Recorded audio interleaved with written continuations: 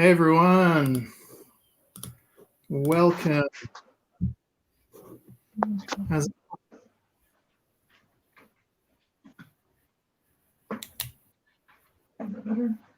No. That's all right. Looks good. Nice studio. Thank you. It's a mess. Let's see. No. Oh well. Oh, I got it. Yeah, that's good.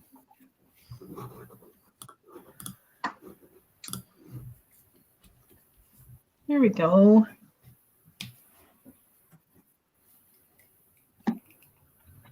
Good to see you. Really good to see you.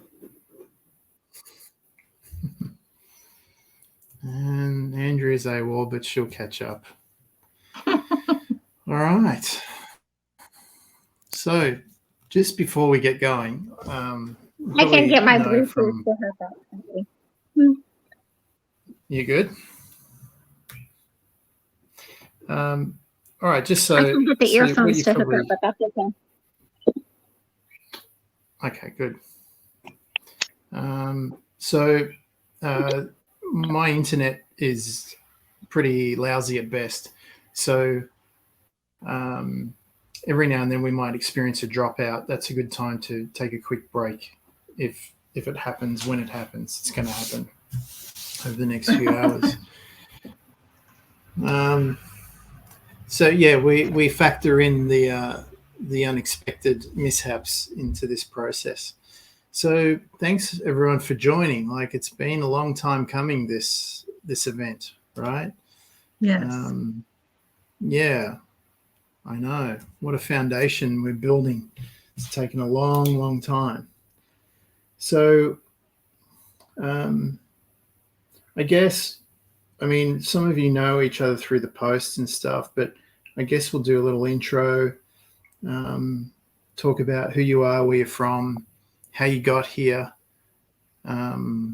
why you're connected to this community, and then what you want to do now, because that's going to have a big impact on what we talk about today and what we do today. So I don't really have a curriculum here. We're the curriculum, so we just work as things come up. And as Estelle knows, one of the things I'm pretty good at is sticking points and helping people get beyond that. But I'm just going to sort of facilitate this, and I think if we focus on building good, solid foundation and getting that right, then everything else becomes a hell of a lot easier. Does that make sense? Mm-hmm. So who wants to go first? Who wants to introduce themselves? Well, I guess I'll go then. Yeah, good. Thank you for volunteering. I'm Estelle. I'm here because I want to get better at being me, navigating this crazy world right now. I've known Brett a long time through some similar work. I've been meditating for years. My meditation practice has continued. I fell in the hole during the beginning of the pandemic, but I crawled out fairly quickly. And I just want to be a better me. So that's why I'm here. Mm-hmm. Oh, and I live in Texas now, Texas, United States. I used to live in California, which explains the big hole. Texas? I know, Texas. Yeah, you did the move. I hear a lot of people made that move. Yeah. So being in California was difficult. So it's much easier here. So that's who I am. Cool. Good start.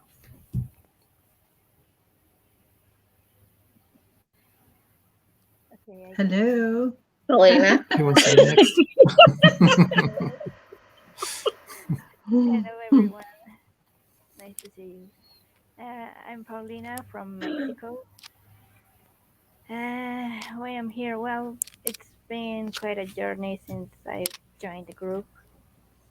It's giving me the opportunity to know myself better, and I'm still working on that. And I figure out that this is the path that you should take to improve on other areas. If you really get better, everything else comes easier. And how did I get here? I don't remember. It was about a year or more than a year. Casual thing, I think. You just found us on Facebook, or? I think so. No, wait. A friend of a friend's. I think many of the friends of my friends of 1 million meditators are on the group. And I said, hey, yeah, why not? And I actually felt better here. So it's good to be here. Yay. Cool. Andrea. I'm Andrea. Brett randomly Facebook requested me on there, and I'm so glad because I didn't have anybody really to, or anything really to look at beyond of my regular world that I was already living in, of kind of digging more into who I am and what in the world are we doing here, and all of these crazy experiences that go along with finding out who we are. And I still, even being in the group, consider my network of people of this to be pretty small and intimate, but I very much appreciate it. And I am originally from California for most of my 40 years of my life, and then I came to Tennessee, which we can say that my internet out here is super spotty. So if I'm hoping everything is great, but if I fall off the face over here, we're in a big storm, and I'm running off of satellite signal, which is absolute shit out here in the country. So if I disappear, that's what happens. Same Sorry. here. We're having crazy wind. And I'm sick, so. Oh no. Yeah, the rain has been like nonstop, and it's supposed to switch to snow again, which we are not prominently a snow state. So this shuts us down hard when we get snow here. Like, nobody knows how to drive. We don't have enough clouds and blah, blah, blah. Anyways, and my signal sucks, so. Well, that's part of why, we're going over such a long time frame too. So we don't have to rush. If you need to take breaks, go to the bathroom, get a drink, have something to eat, whatever, you just go do that and come back and jump in, and we can just keep going. Yeah, I guess a bit of background is, like, to get to here, what is it? It's been going a while now, this community group I've been building. The Facebook page, the Energetic Arts page, had about 50,000 people on it. And then from there, I knew that it was just sort of, we're getting random profiles joining up and getting lots of spam. So I created this subgroup, the community, because I thought there was a bit more control. Facebook didn't have so much restriction over who saw your posts, and that got up to about, I think it's up about 2,000-3,000 now or something like that. But even then, a lot of people are just there, they're floating around. Some of them are reacting, some are posting. But as Estelle knows, we met through the Dr. Joe Dispenza workshops, where my purpose for being there was to practice all the stuff that I'd been learning over the last 20 years, right? That I'd read in books, that I'd played around with at home, that I'd gone to so many different workshops and seminars of different teachers and speakers.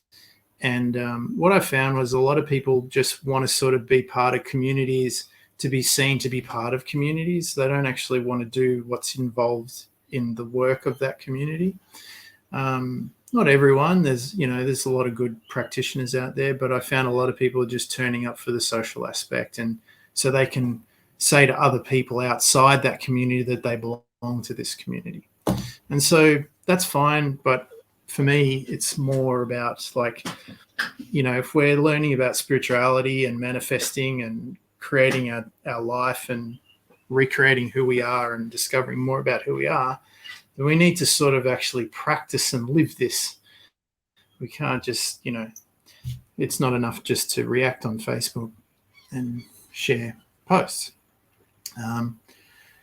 Because being seen to be doing it is not actually doing it, right? And so, as you know, in the last year or so, with Molly coming onto the scene, I'm a lot more focused in the real world than the digital world at the moment, because she's taking up a lot of attention, which is great.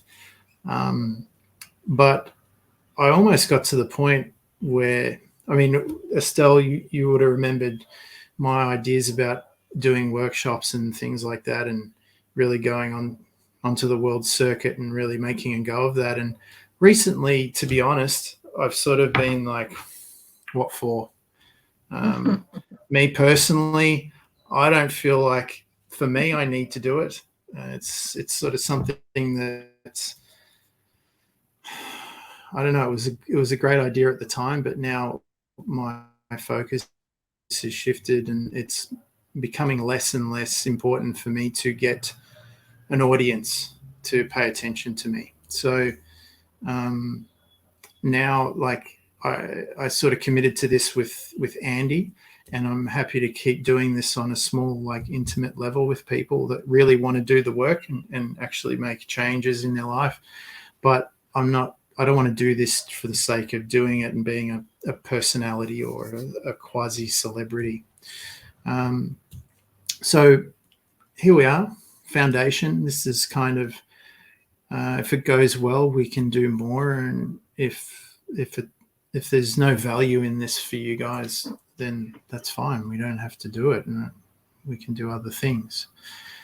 But that I think there's a lot of buzzwords going on. There's a lot of misconception out there. The whole woke movement has been going on, and I think I think that there's a real essence that's missing from it all, and that is really getting into it and practicing it daily. And that doesn't mean just adhering to a bunch of habits like meditating every day. It means kind of like, all right, once I start meditating every day, as an example, and I get a handle on that habit, then where do I go from there? Or when I go through my first dark night of the soul, and I start doing my shadow work, and I realize I'm not my body and my personality and my story, and it gives me the opportunity to recreate myself, then what am I doing with that? Why am I doing this? And if I'm trying to find my purpose, and the purpose is up to me, then what's a purpose that's worthy of me pursuing all these changes and doing all this work? Like, if on the grand scheme of it all, it doesn't really matter, then what is it going to matter to me to actually do these things and participate in all this? So it's kind of like, you start out doing all this and you go, I want to be of service and I want to help people. And then you realize, well, everyone's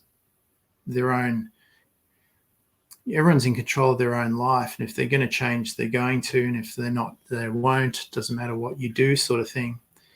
And, the ebbs and flows of energy in the universe, let's say, they're so vast and powerful, then maybe you'll make a difference and maybe you won't. And at the end of the day, does it make a difference, right? So having come to all this sort of conclusions, it's like, okay, well, for me now, so I'm getting a bit of echo from somewhere. Yeah, I think it's gone. So for me now, what is it? Why am I doing this? What's the foundation I'm bringing to this? Like, what is the foundation of all this for me? Just me personally. Outside of the religious aspect of having to be a good person, outside of the family aspect of having to be a good father, mother, brother, sister, son, daughter. If all this is my creation at the fundamental level, and it's all illusory, let's say it's all just an illusion, then what's a worthwhile illusion for me to be buying into and to be focusing on, to put my time into, to spend my time developing into? Does that make sense? Mm-hmm.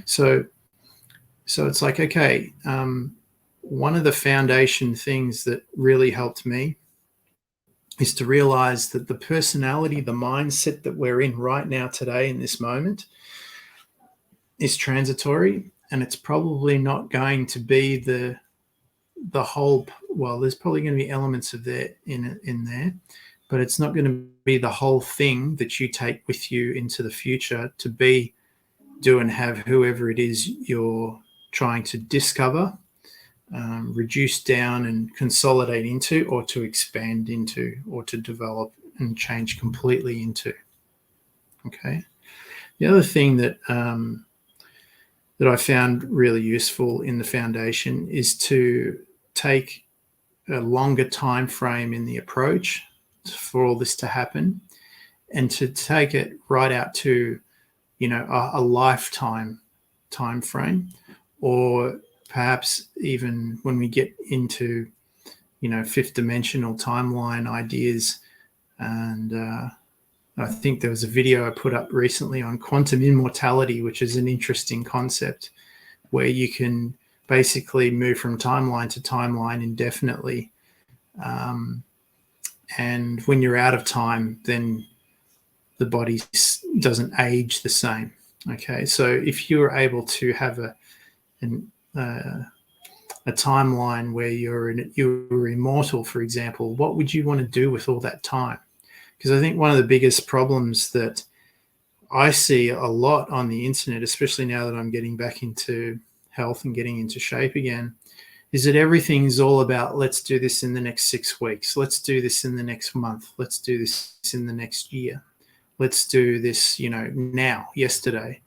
And there's so much pressure to make these changes that, you may, even if you are able to sustain that and get there, you're going to miss all the fundamental foundation of all the things you're going to need to do this continuously in any which way and direction you desire, for whatever purpose. So in other words, it might be really good for you to lose 10 kilos, for example, in the next 6 weeks, but is that a sustainable habit? And are you going to learn anything from doing that that's going to allow you to apply that to making an extra $1,000 a month, or having a better connection with your family, or regressing your biological age? Does this stress you put yourself through for one particular goal help you with anything else?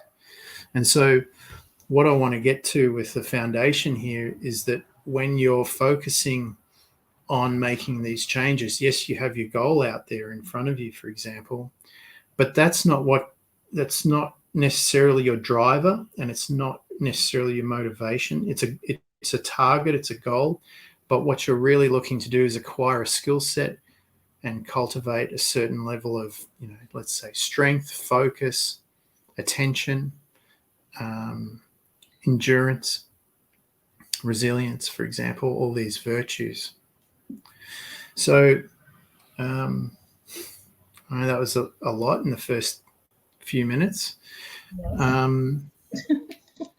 Yeah, but I just also want to give you lots of material and pop you into a new viewing area, so you can look at this in perhaps a way you haven't thought about before.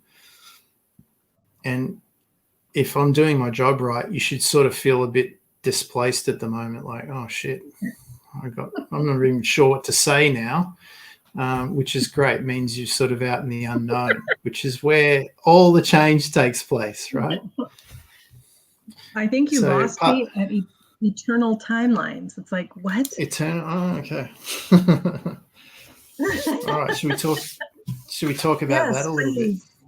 bit? All right. So, and I'm glad you're here, Estelle, because this is not just woo-woo. This is actually, you've experienced this and you were there. Yeah. So we were in, I think it was Mexico, Cancun. And so we were doing by the way, do you two, Andrew and Paulina, you know Dr. Joe? Have you ever done any of his work? Paulina, you have. Andrea? No? Yes, you have. Okay. No, So, no, you have. But no. That's okay. no, I've only listened to it. That's fine. All right. So we were at a Dr. Joe Dispenza workshop and we were doing meditations, and one of the meditations is tuning into new potentials. And so the idea that I gleaned from it is that when you go into a meditative state, he always talks about becoming less matter and more energy. Okay, so what you're doing in that idea, for me, this is the way I understand it, right? Maybe I'm wrong, but from my understanding, it gave me these interesting experiences. So when you go into a meditative state, you have these different brainwave frequencies. Most people are in a beta frequency, which is a very fast oscillating frequency, which makes your matter, your energy very dense, right? Among other things. And then once, for the purpose of this conversation, and so when you move into an alpha, theta, delta and gamma state, the gap between the waves that makes up your energy starts to lengthen, let's say. And so there's more space between the peaks and troughs of the waves, which means there's more space between the matter that makes up you. You with me? Yeah. Mhm. So when you get to a certain energy that is, let's say, higher, faster, bigger gaps, is you cease to have these really hard anchors to a physical state. You become less matter and more energy, and you start to pop in between the space of matter, in between the space of spaces. So when you get to a really high frequency, like in a gamma state, let's say, which everyone has sampled this, whether you're popping into it randomly at times where maybe you have a mystical experience, or you hear about these stories about there's a car accident and a baby's trapped in the car and the mother rips the door off its hinge, which is like a superhuman thing. She's gone way through high beta and into a gamma state, and now she's, without meaning to consciously, because she's focused on saving a baby, she changes the properties of physical reality to meet her goal, for example, right? So when we're going into these higher states, physical reality becomes real malleable, becomes like Play-Doh almost, and it can shift and change a lot faster. And you can do things that are seemingly impossible if you're in the right state and have the right focus, right? It takes training. So when Estelle and I were in these workshops, we'd do these different meditations. There was tuning into new potentials. There was, what are some other titles? I can't even remember them now. Anyway, there were a bunch of different practices to focus you in particular ways. So when you went into this high energy state and you sort of dissolved yourself, you had an intention that would change the energy in a particular focus. And when you came back down into your physical state, the physical matter, you and around you, would have shifted slightly. And hopefully, if you did it right, you would notice a difference. Like there would be a physical, tangible difference in your reality from the time you went into your meditation to the time that you came out, right? And so there were times I don't know if you remember this offhand, but you will, Estelle, when I talked about the stories. We went into a meditation, and this changes are so subtle. You really have to be focused and looking for them to notice them. And so when we came out of the meditation, of course, everyone's having a great time, and people are hugging and congratulating each other and telling them about stories. But I looked at Estelle, and she had, like, you can see her hair's very dark. She had 2 almost orange streaks in her hair that weren't there an hour ago. Do you remember this? Yes, very well. Yeah. And I pointed them out, and you looked at them, and we were sort of like, oh my God, this is really happening, right? Yes. And so the difference in the switch in dimension, let's say, is almost imperceptible if you're not looking for it. Now, the thing is, how do we do this? Well, the thing is, we're doing this all the time. We're just, like what Joe would say, poor observers. Maybe we're just poor observers of this. So part of the foundation is learning how to observe the changes, right? Because you can be working your ass off and feeling like nothing's happening, but really things are happening all the time. Perhaps we're just not noticing it. And perhaps it doesn't take as much energy to do that as we thought it did. Okay. So when we're talking about quantum immortality, for example, there's a theory that when you come out of this matter state into an energy state, and your consciousness pops out of this physical reality, and what does that mean from my point of view? So when you're in a meditative state, you might first come up with all these thoughts, emotions, images, and sort of plays in your head, and you're rewiring things, and maybe a trauma comes up, and you're going back there and you're changing it so the brain rewires itself. But then all of a sudden you reach this point of either euphoria or exhaustion, where you finally break through and you just drop it all and you go, I can't be bothered anymore. I just need to chill out, right? Or I want to fall asleep. And you fall on into this twilight state, and your consciousness basically leaves the body. It leaves the time-space reality, and you're not even aware that you're where you are anymore. You're not even thinking about who you are, what you're doing. There's no awareness of time, and you slip into this like void, right? Mm-hmm. And so when you're there, you don't know if you're actually in your body anymore, right? And this is why I said that reality could just be an elaborate illusion that consciousness buys into, right? Mm-hmm. And so we have a lot of energy focused on being, this is me, this is my body, this is me, this is my environment, this is my life, my story, this is my future, this is my goals, this is what I am, this is how I'm doing it, this is me, right? But when you slip into that state, it's almost like you take the game out of the console of the game of the PlayStation, and there's no game anymore, right? And you're in the operating system, and you can change those games, let's say, right? Now, our energy is all focused in this particular life, this particular character and play. So it keeps coming back here as a default. But when we're in this state, if we can keep our conscious awareness going in there and take a new thought into that void space, then when we come back, we're going to come back in a slightly different position on the infinite timeline. Does that make sense? So we're intentionally bringing a thought in. You bring it with you into that, through that void. Okay. Okay.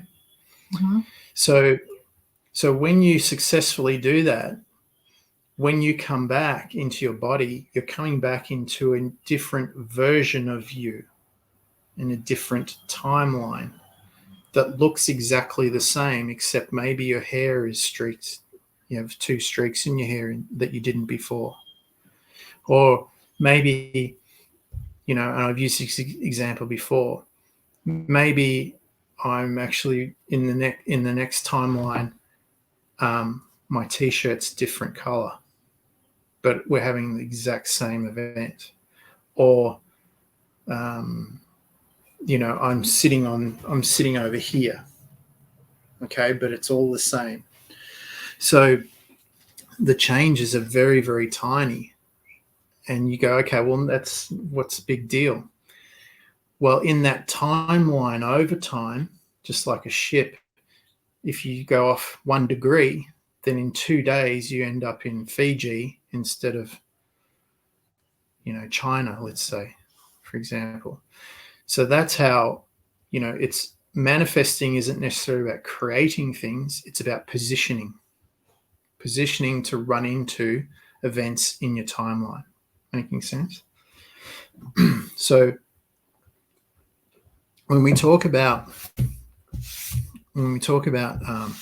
quantum immortality, when you're going into that void space, you cease to age because you're not in a timeline anymore.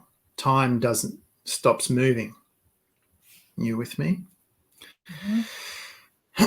And so a lot of people who meditate will have experienced where, apart from making healthier choices, people that you haven't seen in a while say, hey, you look really good. You look healthy. You look younger. What are you doing? Like, well, I'm not really doing it. I'm meditating. And they go, oh, maybe I should meditate too. So they get into practicing meditation, which is sitting still while listening to a CD with someone guiding them through. But what they're missing is that the meditation is popping you out of time. And when you're out of time, you cease to age in the same scale as you would if you were in time. Yeah. So if you had a twin of yourself, one was meditating and popping in and out of time, and the other one wasn't, and you were going through time together, the one that was meditating would seem to be aging slower unless you had the intention to look older. You with me? Mm-hmm. So the other thing is when you pop out and you come back, then we're talking about like there's this Mandela effect that's going on. People talk about the Mandela effect, yeah? Oh, I remember Mandela dying in prison. No, I remember him being the prime minister or president of South Africa, right? And all these other little variations. Some are really different and some are like Looney Tunes, Tunes. Some are TOO, right? What's the difference? There's no real difference. It's still the same cartoon, still the same franchise, still Warner Brothers, blah, blah, blah. But there's a subtle difference. And some people remember one and some people remember another. Okay. But, sorry, this is Molly. There's my ears going out. What happens is it's not really that important whether you remember it one way or the other, although that's a good indicator that you're moving through different potentials in the infinite timeline.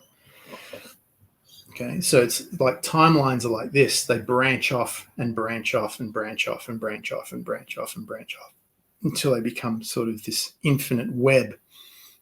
Just like if you look at pictures inside the brain of this neurology going and firing and wiring. And so when you're in between the timelines, let's say, when you come back, you're not coming back in the same body. You're not coming back in the same timeline reality, even though it looks the same. Yeah. And the more you do that, well, then the more control you have over, let's say, your aging, as an example in this context. So here's the thing. You'll go, oh, look, some people might say, hey, you look younger, but you might just jump into a timeline where you didn't age as fast for the last 20 years and everyone around you just knows you as being like that. So there's no surprise. It's not like people are going to go, whoa, I need to compliment you on your achievement. No, in that new time space that you jumped into, that's how you've always been. That's how everyone already knew you. So how does this fit into maybe changing into who you want to become? Well, there is a timeline that you already, all of those things have all the qualities that you want to have, and potentially even have the things that person that you're becoming has due to those qualities that you can slip into if you cultivate practices to tune into those virtues. Making sense? Mm-hmm. It does to me. Yep. Any questions, Paulina, Andrew, so far?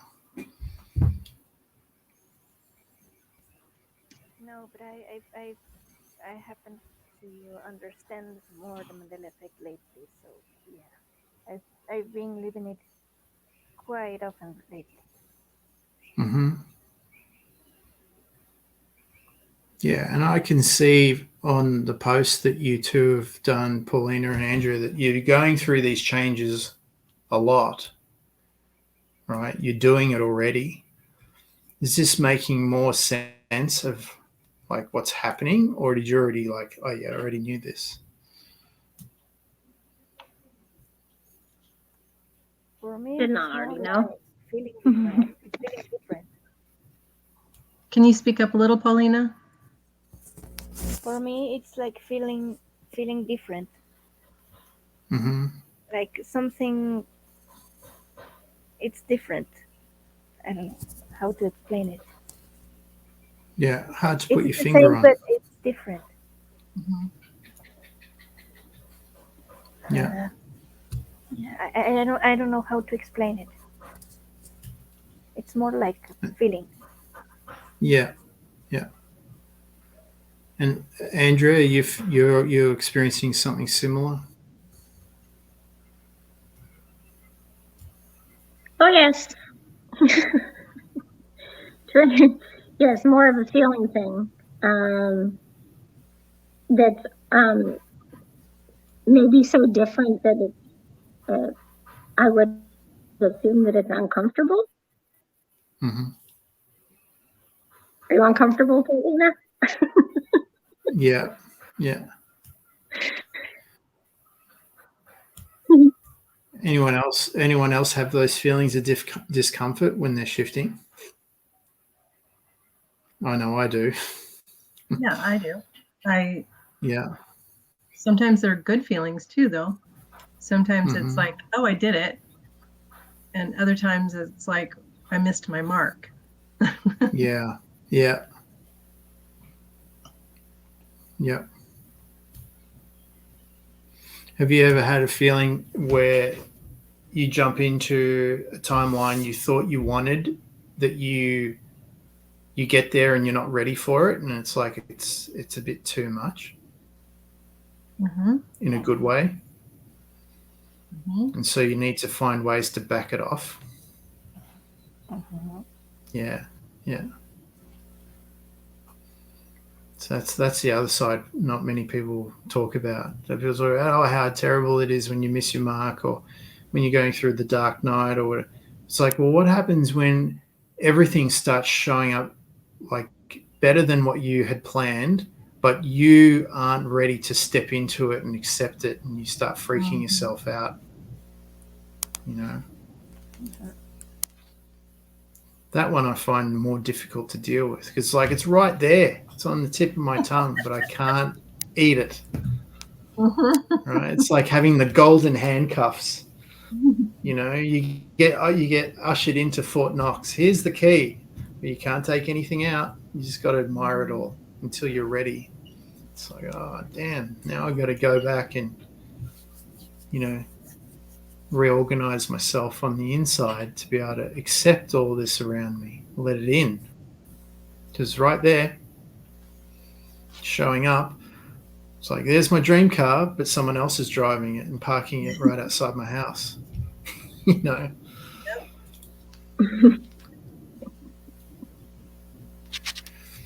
Is it So, because we need more tools? I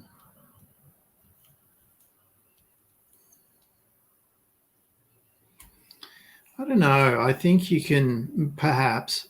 I feel that there's plenty of tools already. Maybe we just don't have a handle on the tools we've got yet. A lot of the time, things, for me anyway, in the context of what I'm referring to, relaxing in and allowing yourself to step over that threshold is harder than creating things, I find. Leaning in and sorry? Can you say that a different way? All right, so give me an example. Give me an example of what you mean. Okay, so right now in my life, I have everything. I have it all. Mm-hmm. I don't work very many hours. I have a beautiful new home. I have it all. My husband doesn't work. So here I am, yet I feel like, what am I missing?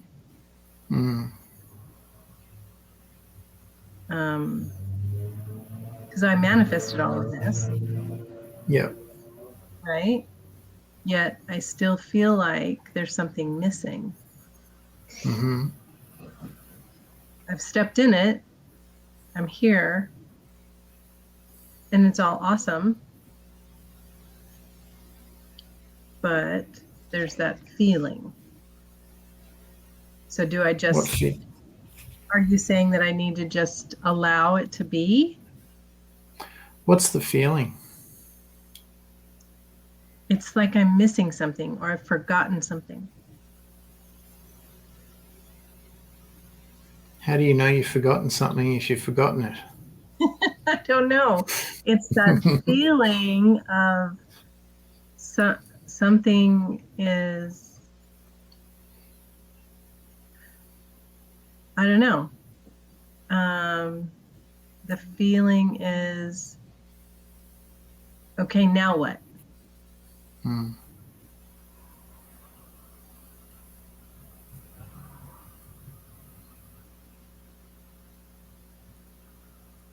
Because the dream car is in my driveway. Mm-hmm. And the dream house is here. But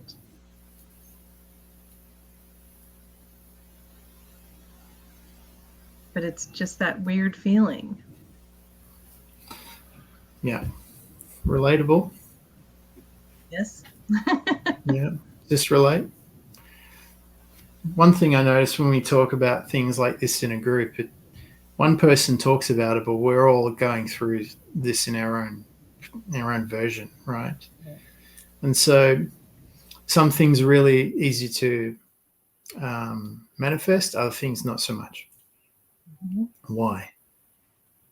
Why is some people able to manifest lots of money, but they can't manifest love, and other people can manifest beautiful connections and family around them, but no money? Or some people are really healthy and physically fit, but you name it, they can't manifest the other thing. So, but let's go back to you, Estelle. So you've manifested everything physical, like the security of having a home, financial freedom, whatever that means in terms of money. It's more like a time. You're both free to not have to work, let's say, or not much, like life's pretty cruisy. It's like, okay, well, now what? Now we've got all that. We tick the box. In other words, one of the dreams that I had to create I'm in the timeline now. I'm here. Like I wasn't there before. Now I am. You're in Texas in a new beautiful house. You know, you don't have the same problems you did back in California. Now you got new ones, but that's okay because they're new. It's like, all right, now what? We've done that. All right, so what next?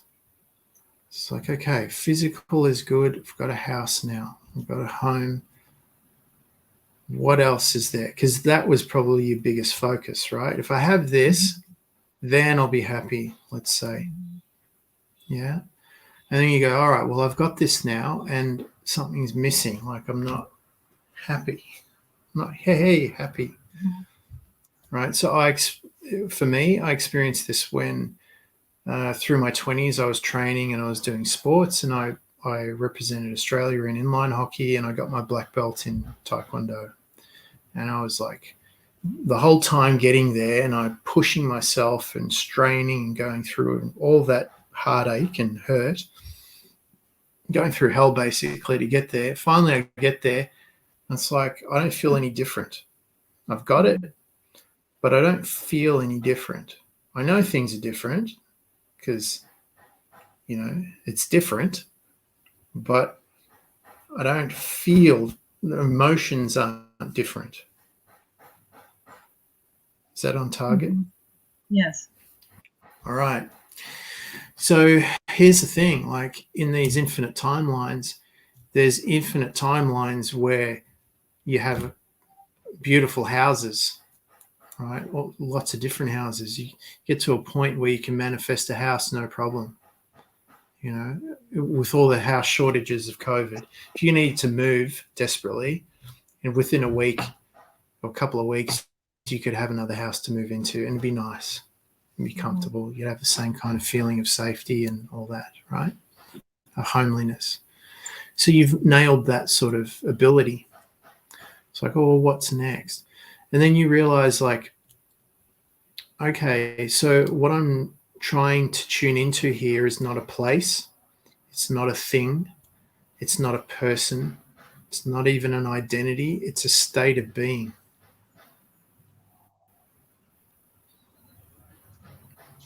It's a state of being. And it's like I'm homesick for a place I've never been to before that I don't know where it is. And I want to feel like me, but I don't know who that is yet because I've never been it before. Yeah? Yeah. Like I want to be I want to discover who I am. It's like, well, yes. But you're there already. You are who you've been practicing to be.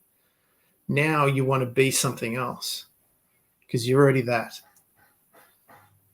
It's like, all right, well, then this is the question that I've been toying with for a long time is, how do I create myself into someone I've never been before when I don't even know what that is yet? Exactly. Like, how do I get outside the mind that I'm in to get into the mind I've never been before, which I hope will give me the satisfaction that I'm looking for.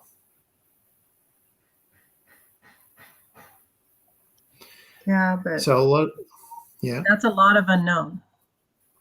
It's a lot of unknown. Okay, so yeah, good point. So remember what I was telling you, when you meditate, you pop out into this void. Have you ever experienced this before? Consciously? Mm-hmm. What does it feel like? Light. It feels like light. Yeah. Like weightless light or like bright light? Both. Like floating weightless and bright light and warm. Okay. How long were you there for? Your longest, how long would you say you were there for in 3D time? Recently, probably 20 minutes. Okay. Paulina, Andrew? I used to be able to stay there a long time, but recently about 20 minutes. Okay. Paulina, Andrea, you know what I'm talking about? Yeah, Mm-mm. but it happens No. when I'm sleeping or under deep meditation. A time frame, I don't know, maybe 15 minutes. Okay. And this huge sense of peace. Like nothing bothers me. I'm not worried. I'm like I'm there. Mm-hmm.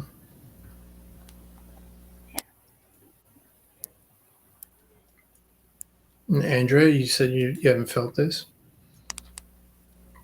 Mm-mm. What about... Not the way that y'all are explaining it. Oh, that's okay. How would you explain it? I don't think I've ever experienced anything like that.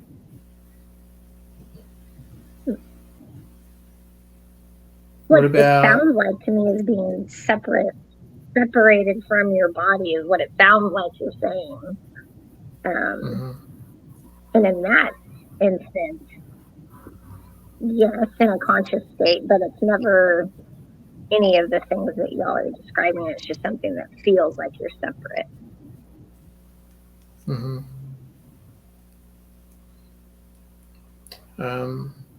What about like discomfort in that space?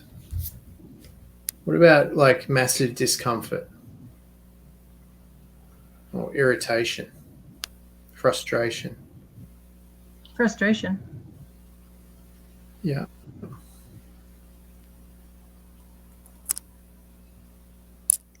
What about like an irritation, like I don't even know what to put it down to, but I'm just irritated.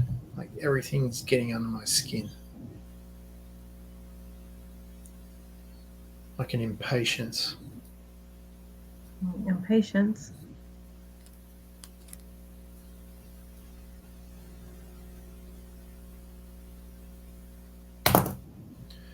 Because like how long do you think you could stay in that light, blissful, detached place for? Just being nothing, not having to do anything.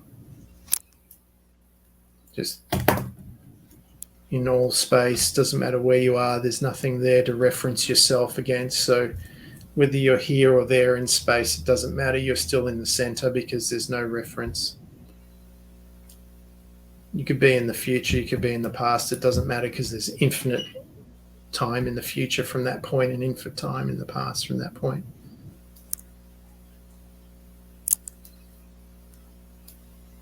I don't know because I don't always allow more time. Do you know what I mean? So like I have a certain amount of time that I'm meditating, or I have a certain amount of time that I'm in nature doing that. So I guess it would depend on how much time I allowed for that. All right, so coming back to where I was before, if you factor in the concept of quantum immortality, which means you could infinitely jump between timelines and live for an infinite amount of time, or to a point where you can't, it doesn't matter anymore. Like time just goes on and on. Anyone see the new movie Eternals? Yes. Was it? Yeah? Not yet? It's good. So you're talking about a concept, a time concept of, from the start of civilization to now, like 7,000, 8,000, 10,000 years. You imagine living that long and never aging, right? Just as a concept. Like, you've got plenty of time to, raise a family, to the point where they'll all be dead and gone and you'll still be there, right? And you've done everything. You've got the time to learn every skill you could possibly need, and every language on earth, for example, to amass a huge fortune to the point where you're the most wealthiest person on the planet. You could have you could find 20 twin flames in 10,000 years and have the twin flame experience repeatedly, right? You could have pretty much you'd have the time to from start to finish, even if you were lazy, even if you dropped off and forgot about it and picked it up years later, you have plenty of time to manifest all of these experiences. Yeah. Mm-hmm. So this is what I'm saying. That now what is a feeling of like, well, now what? What if I've done all of that? Okay, I haven't done all of that in this life, but if you believe in reincarnation, then maybe you have. Maybe you've done it already 20 times. Oh, here we go again. More money, more another relationship, more family, another house, another dream car, right? Whatever. So it's like, okay, what if your awareness of all these, maybe it's not consciously aware where you can see yourself in all these time frames, but you get a sense that you've sort of done all this stuff before. Mm-hmm. So it's like, okay, now what? What am I going to do just for me, now that I know the game? What am I going to do now to fill my time? That's the problem. Yeah. Exactly, actually. Exactly the problem. Right? We nailed it. So all this chasing of stuff and experiences and people, places, times, events, it's all going to end back here again. Mm-hmm. That's why I said to you before, going on the circuit and being a public speaker and doing all that thing, I don't know, it doesn't really seem important anymore. It's like in a different timeline, I've already done it, feels like. Mm-hmm. So why would I go ahead and recreate it all over again? Well, maybe I will, but how am I going to do it differently to keep it interesting for me, not my audience? Right? So it's like, okay, how, and then Alan Watts had this great speech. I'll find it and I'll send it out to you guys, where he talks about waking up in the dream. And you wake up in the dream and you start to dream more and more far out until the point where you take more and more risks till it gets to the point it's so far out of control and you go, oh, let's take it all the way back again. And you try all these different lifetime after lifetime. And eventually you just end up being in the life that you're in. This is like the leading edge of your experience. Like you being who you are right at this point in time now is the most unpredictable and far out you've ever been in the game of life. And if this is feeling normal for you now and kind of like no big deal, so well, what's it going to take now? Because there's this feeling, there's this talk about this existential dread that comes with enlightenment. It's like, okay, I'm enlightened. Now what? Where's my big parade? Where's the confetti? Where's the confetti? Where's the song and dance and the cheering masses? Nobody cares. Nobody even noticed. Right. I just became enlightened and no one noticed. I've been ripped off this whole time. I've been chanting and I've been eating brown rice, sacrificing. No one was even there when it happened. Yep. And then you go, okay, well, you know what? I'm going to be of service. I'm going to help other people. It's like, yeah, great. Okay. Noble cause. Great. And then you realize, you know what? Everyone else is on the same path I've just been on. And maybe they don't want to come to the end yet. Because then they're going to have to deal with this feeling. All right. They're like, you go, oh, I really want to help you become enlightened. They go, fuck off. I don't want to deal with that existential dread. I just came out of that in my last life. I've at least got something to entertain me right now. I'm immersed in being this character. Leave me alone. All right. So it's like, all right. So if this as a theory is what life is just a big game, and now we're awake in it, and now it's like, oh, great. So we've come to the end of the game that we chose. Like, I don't know if you got kids that play video games. It's like they finished the game, they want a new game. They finished the game, they want a new game. It's like, all right, but you know what? This is the game. That's it. There's everything that you can possibly do is in this game. There's no other game. That's what I learned when I popped out. There's no other game but this. This is it. So if you're looking to get out of this one and into another one, sorry.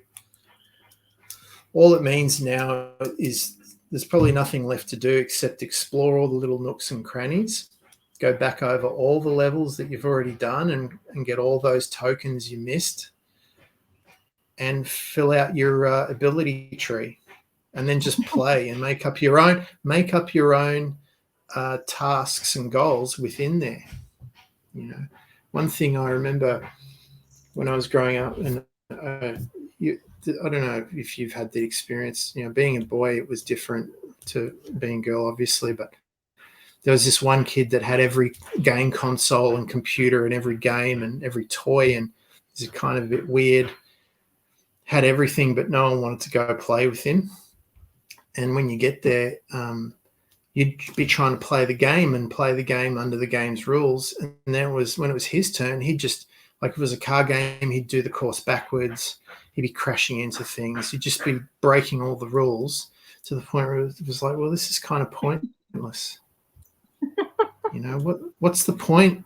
What's the point of playing the game if you're not going to play it, right? But within the rules. Like, well, he's already played it. He's already done all that. So what else is there left to do is to push the boundaries of the game, right? But it's not like now that's not your goal. It doesn't have to be your goal either, because if all you're doing is pushing the boundaries of the game, then you're going to be dissatisfied when you break all the rules of the game too.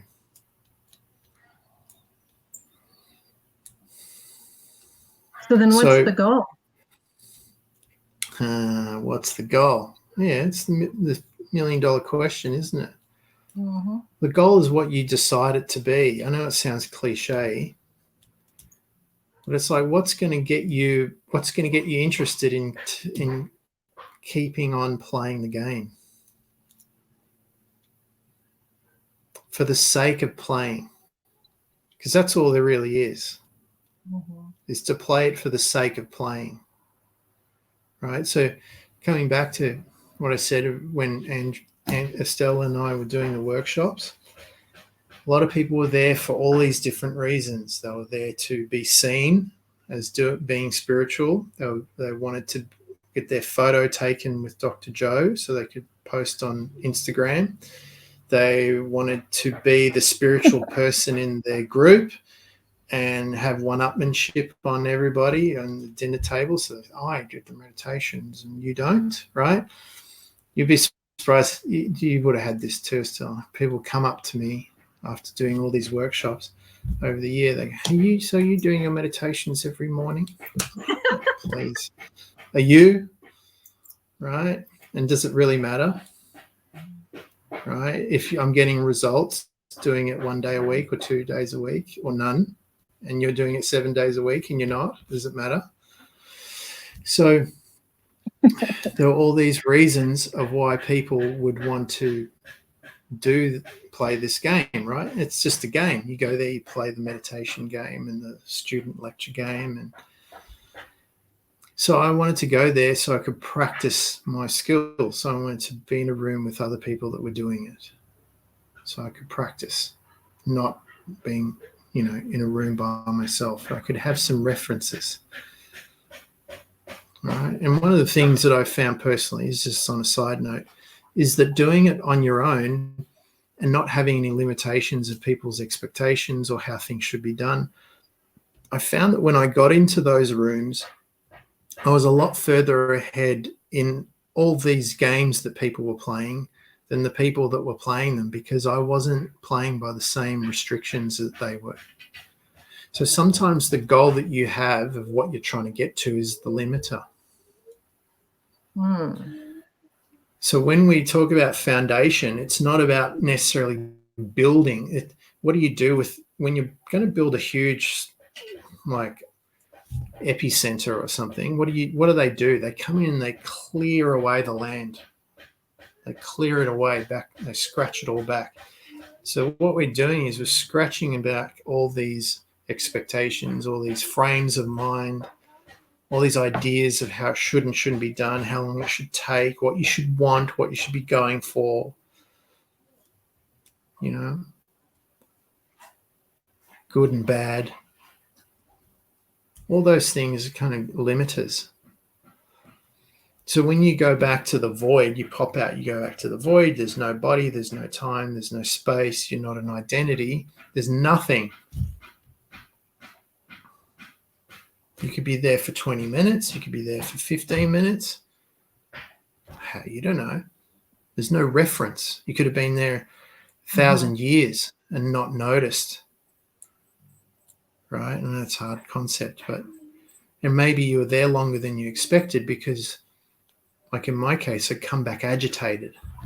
Like, God, I've had enough of just being here doing nothing, being nothing, having no problems. You know, give me a problem, give me any problem.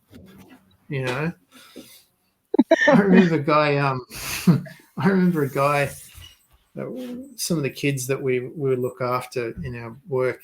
One of them I took to a maritime museum. They had this old guy, you know, in his 60s who was a sailor back in the 60s, 70s, back in the Vietnam War. And there were books on the shelves. And I'm like, oh, okay, I'm looking at he says, what are you looking at there? So I'm just looking at the books. Are they originally from the ship back in the day? He said, oh, yeah, they're still there. They're the ones we used to read. I've read them all. I've read all of them. He says, I've read everything on the ship. He said, I'd read the back of a bus ticket if I found one. You know, just something, just to give me some stimulation because I've just been on this ship for years, you know, doing these routines. You get so good at things that they become automatic programs, you know. And so, okay, here we come back to it. So, all right, so now we've got to get friends with being uncomfortable, you know. That feeling of now what? It might be the best thing. It might be the best thing for you. I know for me, it's inspired me to do things that I never thought I could do. I guess I have to figure out what I want to do, which is the question every day. Yeah. And who you want to be. Does anyone remember the movie The Thomas Crown Affair with Steve McQueen, the original? There's this scene where he's, you know, he takes out, what's her name? I can't remember the actress. A real famous one. She's the female lead, and they're in the dune buggy on the beach, and they're blasting around for ages, and they're having a great time. Then they have a picnic, and she has to go back home or to work or whatever. And then he drives out on the peninsula and just parked there, and he's sitting there in the dune buggy smoking a cigarette, and he's staring out into the ocean. And previously, like, they're having this intimate conversation, and she says, what's your biggest fear? And was it biggest fear? Something like that. I can't remember the context, but he says, you know, not knowing who I want to be next. Because here's a guy in the frame of that story. He was a big tycoon, multi-millionaire back in the 50s, which is like huge, had everything, was this whiz businessman, you know, had everything, everyone, like, and he's still not satisfied. It's like, okay, because, you know, money should make you happy, right? Big house should make you happy. All this stuff should make you happy. It's like, no.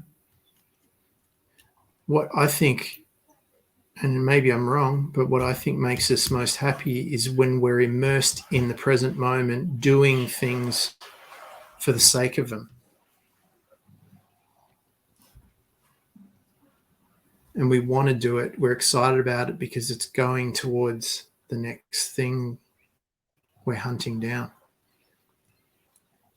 And so when you get there, it's kind of anticlimactic. It's like, oh, okay, now I've got to think of something else to go for. Mm. So there's this guy.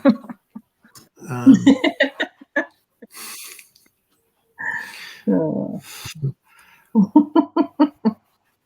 What's the giggles about? Let me in on the joke.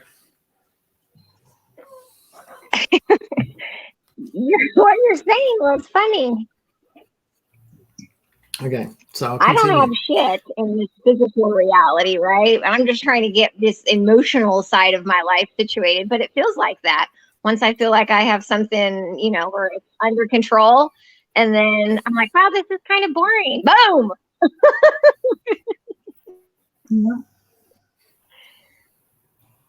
Yep. I'm at a different stage of life than all of you. You know, my kids are all grown. I have grandchildren. So I'm not sure if that's what I wanted to do and was happy doing, or I was immersed in it and I was just great at it because that's what you do. Or I knew that's what I wanted to do before I did it. So now I'm trying to figure out who I am, you know, today. And this has been going on. Okay, yeah, this is. I'm glad you brought this up because this is another part of that should go into the foundation. Okay, no matter where you're at, is that instead of just going like, I know we talked about what next, what now, and it's really easy to get caught back in the same trap that got you here, which is I'm going to pick this skill, goal, event, thing to go for, and I'm going to do this until I get there again. Right, because that's how I've always done it. Mm-hmm.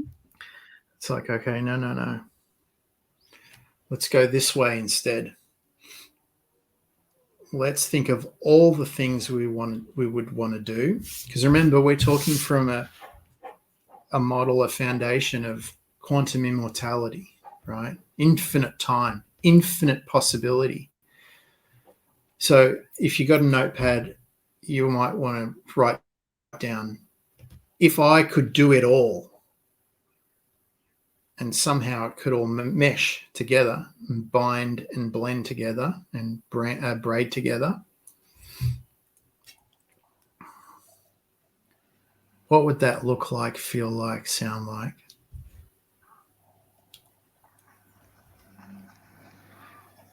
And what are some of the common denominators amongst all of those things? And that's what I would focus on.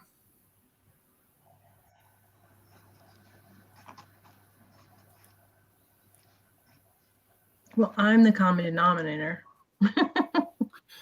Yeah, all right. So give you a bit more clarity. So like, you know, Molly's, you know, what, 3 months now. And so looking at a baby, getting her a babysitter just to help out.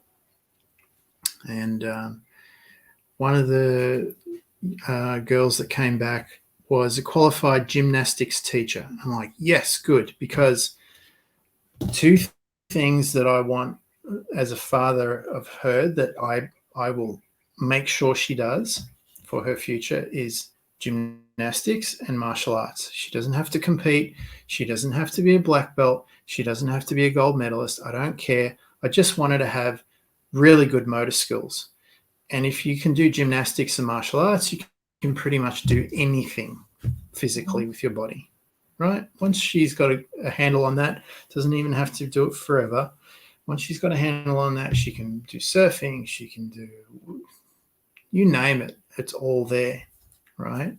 So when I say common denominator, like what are some foundational things that you're going to need when you end up arriving in your future timeline that's already there, that has all the things in it? Because remember, the potential is there for at least one timeline to have everything in there that you want, everything, Right. and to have it somehow magically meshed together. Okay. I'm really good at shifting timelines. Mm-hmm. So I'm still back at the thing of what I want. That's the question. Right? So, That's the big question. yeah. So, okay, so you started, first thing you did when you said now what is you put your hand on your heart and you went like something's missing. Mhm. So are there any moments in your life where you did have that feeling of,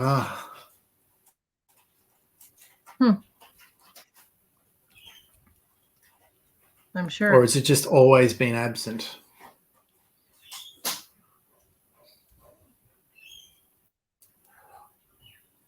I actually think it's been there. I feel like I get to a point and then I'm still looking for what next, or now what? I did great. I got married. I did great. I had kids. I did great. I raised amazing kids. You know, I've always been good at those things. So, but I'm always looking for the next thing. All I right, want so to this just is be all, happy right here. yeah, so this is all goal orientated. Somehow, or what it looks like. It might be what it looks like to others. I don't know. So, all right, Or so what it's coming back supposed again. to look like. All right, so come back again. Infinite time. You don't have to age if you don't want to. Let's, all the new research in medicine now and telomeres and regrowing telomeres and changing your DNA sequences through thoughts, feelings, and actions. Age regression is a possibility, right? Or at least freeze your age. Maybe you just never have to age again. You can live forever, for example, or as long as you choose to. And you've got everything, and you've done every degree. You've gone back to university. You've done every degree. You're a master's in everything. You've learnt every single language. You're fluent in every language, no matter where you go on the planet. You know how to use computers like a whiz, a propeller head. You've mastered finances like Warren Buffett. And you've got amazing relationships, both up and down the age timeline, ahead of you and, down to your little kids and across, romantic and platonic. So you've done it all. What are you doing as what processes are you doing? What's the common denominator processes you do daily on a day-to-day basis that keep you sane? Like you want to remain here. And you don't want to check out because there's nowhere to go.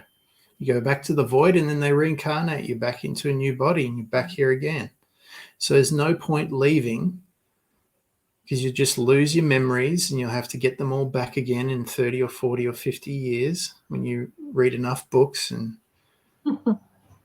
meet enough people, have enough conversations and do enough workshops to come back to this point again.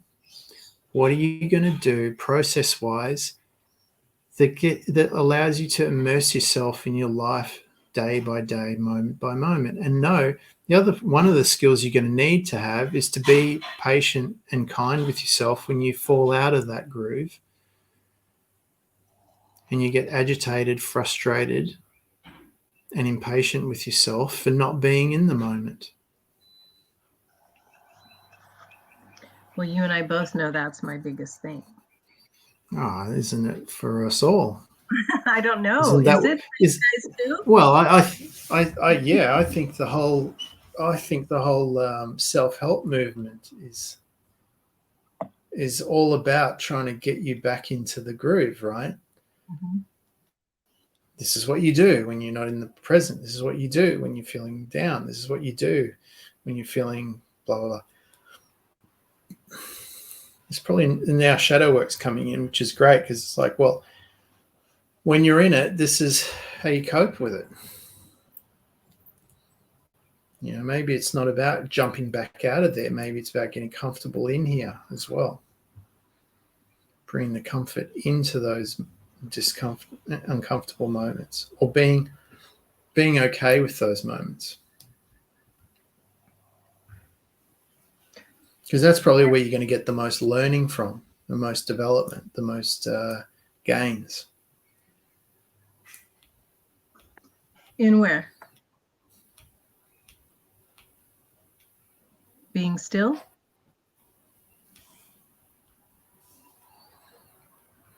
Or maybe, you know, well, what's the feeling when you're in those modes? Frustration. Mm-hmm. Let's go back to frustration. Okay. I mean, why are you trying to get out of frustration all the time? What's so bad about it? Where did you, sorry, it doesn't feel good. Mm-hmm. According to who? Oh, well, me, I think. How did you come up with that idea? I don't know. So let's take it out off you for a second and put it over here. So for me, let's use me as an example. Growing up, my teens, 20s, I was an angry young man. You know, had a lot to be angry about. Everyone was telling me, stop being so angry, calm down, relax. But, you know, in the context of sports, martial arts, anger is a really good fuel if you know how to redirect it. You know, if you know how not to allow it to overwhelm you, but you can channel it, it's like rocket fuel. And it's almost inexhaustible, right? So whenever we needed a win, whenever we needed a game-winning goal and it was on the line and it was within the realm of possibility, and I couldn't figure out how to get through, sometimes all I needed was some guy on the other side of on the other team to come up and hit me with his stick or trip me up or do something that was outside the rules. And I just, and I'd charge off and I'd score the goal, right? And we'd win the game. Not always, but sometimes it happened. And so it was useful in that context. You know, sometimes frustration, it's like the irritation of the clam with the sand in, you know, making the pearl. The irritation creates that mucus, you know, the sand creates the mucus, the thing tosses the sand around, becomes the pearl, right? So it's useful. So maybe you haven't been frustrated enough. Okay. Pauline is laughing at me. Some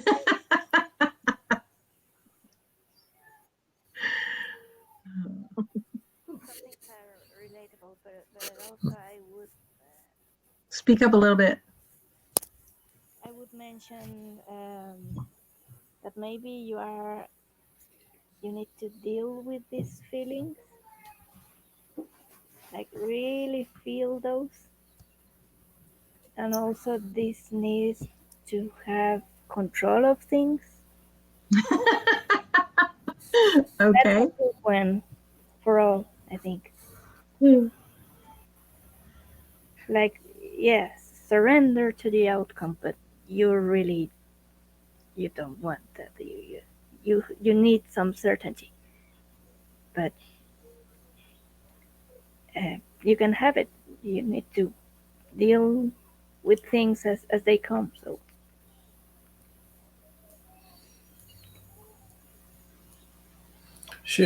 We as a group, let's do an exercise. Does anyone need to take a break? By the way, or are we all good? I'm good.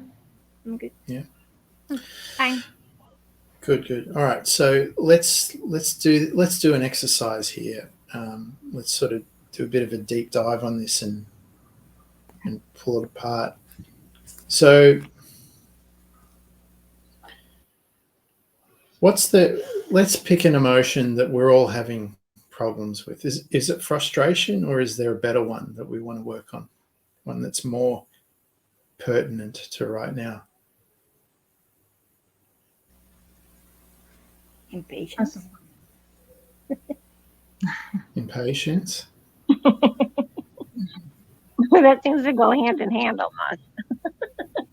Yeah, they sort of go together, don't they? I'm frustrated because I'm impatient. Yes. Yes. Yeah. All right. It feels like the same frequency.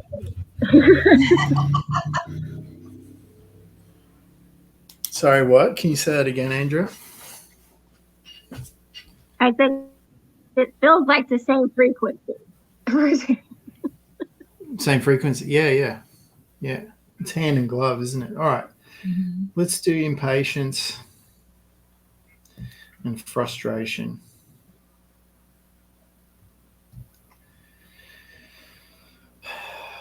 All right. Are we clear on what they are? Who can explain impatience to me if I didn't know what it was? Actually, let's all have a go. Let's all have a go at explaining impatience. Paulina, what is impatience? What is it to be impatient?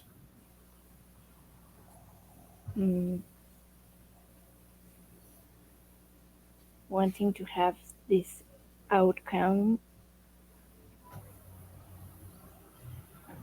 and feeling hesitant by not having it right now.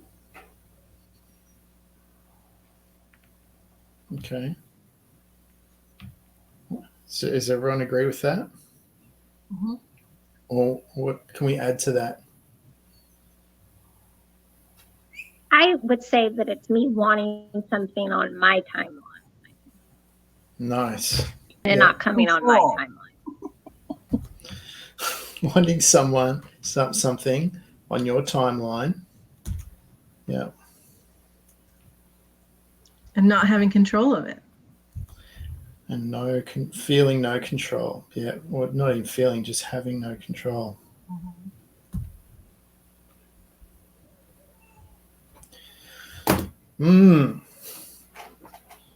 Anything else? It's uncomfortable. Yeah. Just uncomfortable. It's frustrating. It's frustrating.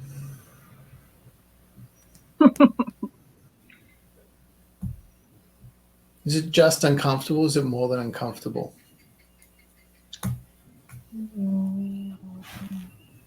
I would say that could bring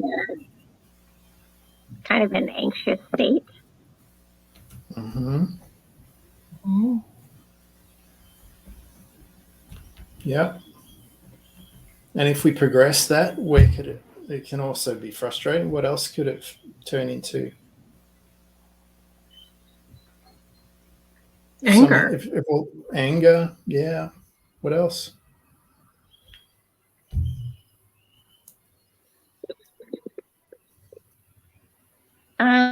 Hopelessness, I guess I've had that in the past. Yeah. But shit doesn't go my way when I want it to. And sometimes I think fear too. I think fear plays into that. Yeah, for sure. Keep going. Is there anything worse than fear?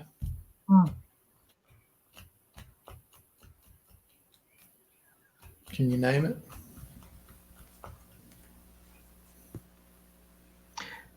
Feeling not worthy of whatever we're impatient about. Mm-hmm. What else?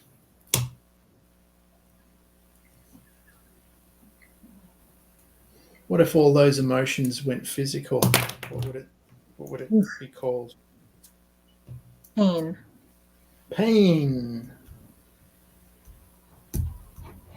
Yep. Tension. And what?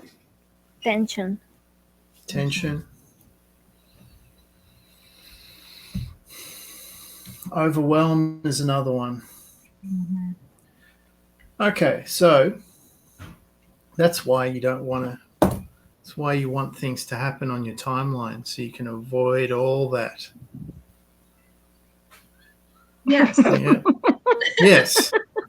That's what it is. Exactly. I know. Yeah. Got it. This is even better bad news that that's not how it works. Hey, all I'm offering is the truth. God. All right. Yeah, so I knew so it here, before. so let's see if I hear this right. This is what I'm getting. You know, what would be really great if I could have this goal X, and if I could have it within this time frame, that would be amazing, because I can see a great future happening beyond there. You know, where all this XYZ could happen. So I'm going to start going along towards it, and then I've hit my first speed hump, I hit my first roadblock, I get smacked down over here, I get shat on over there, life stomps on me and crushes me over here, and now I'm feeling all these things because it's not happening the way I expected. Yeah? Yeah. Yeah, because it should be sequentially easy to get there. It should feel good the whole way. I should have the feeling of having it as I'm doing it. Yeah? Yeah. Yeah. That's what all the teachings say, you know. Have the feeling now and attract it to you, yeah? Okay, it works sometimes, but what happens when you're not feeling it? So, all right, think of a skill that you have mastered, that you're so good at, you can do it in your sleep now. Paulina, what is it?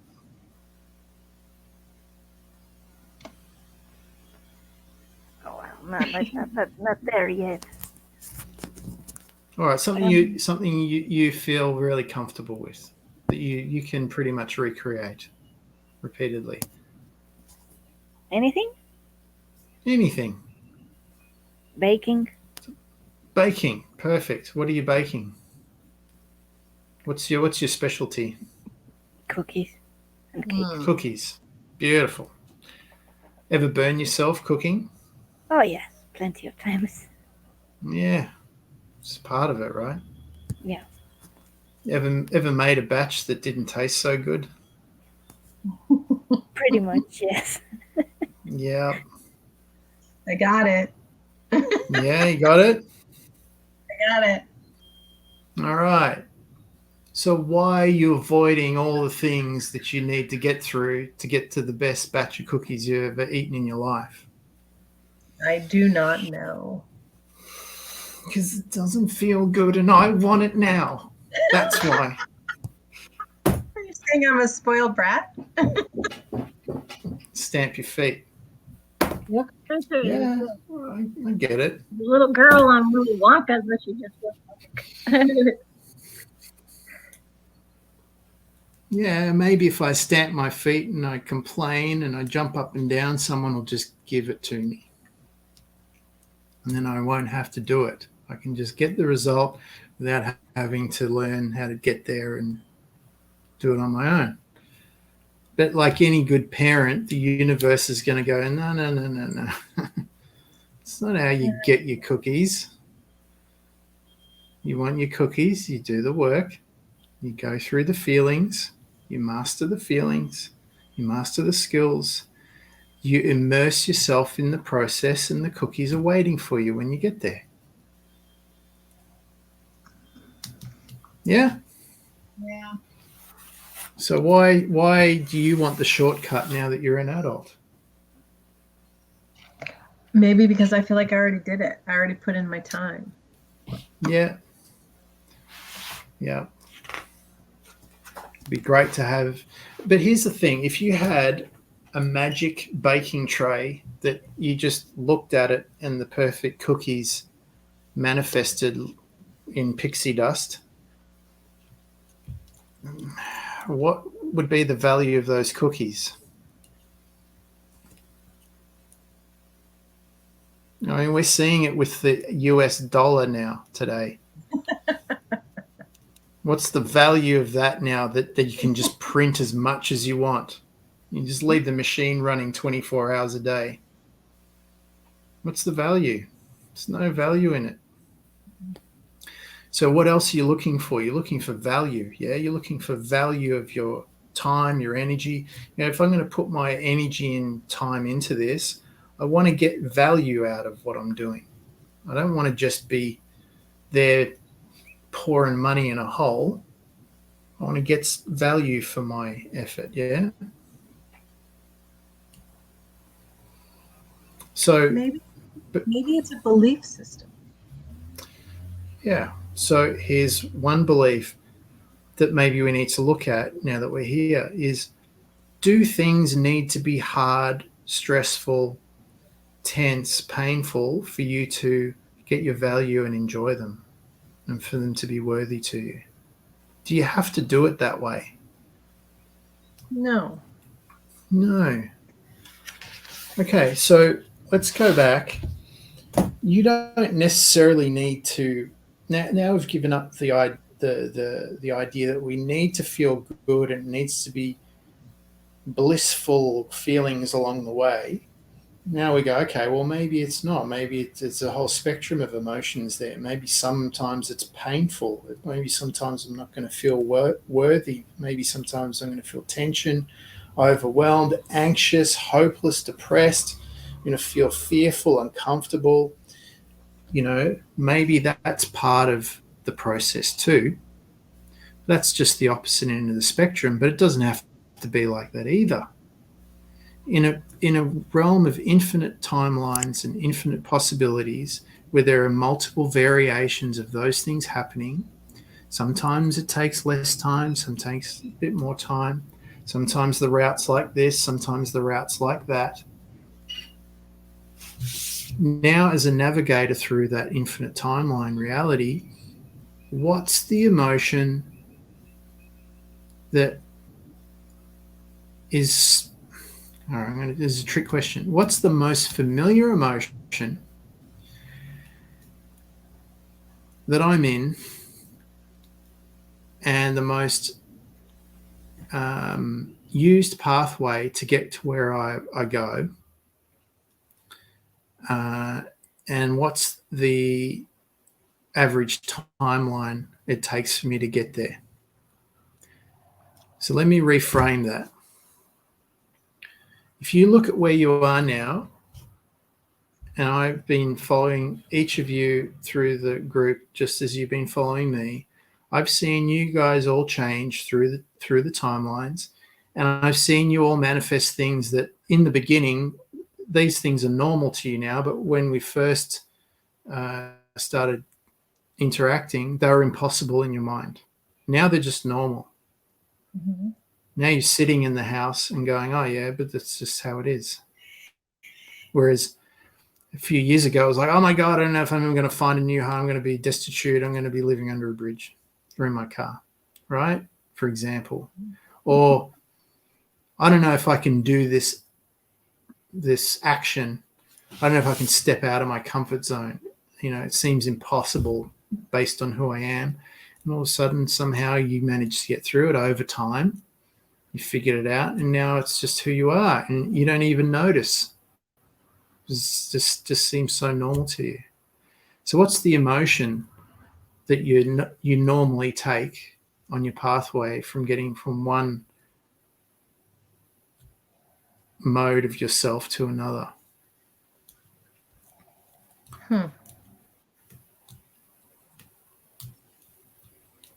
Is it happy, happy, happy, Toyota jump?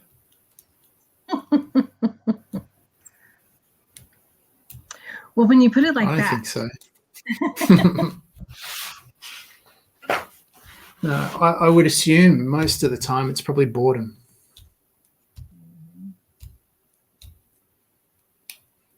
Probably I don't half feel to the majority of time you're probably being bored while you get there. I may be wrong, but it's kind of like if you're flying from Australia to LA or LA to London, it's 10 hours plus. You get there eventually. Half the time you're like, oh my God, I'm so happy I'm going to. No, you're probably just clock watching, waiting to get off the plane.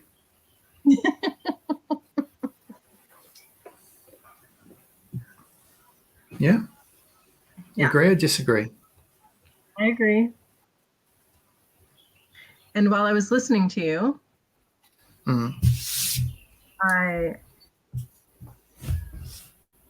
I also see that the caveat to get on the plane is, being uncomfortable with certain situation and wanting something else. Mm-hmm. So then you get on the plane and you go from Australia to wherever, or, like the situation with my kids, these guys don't know, but,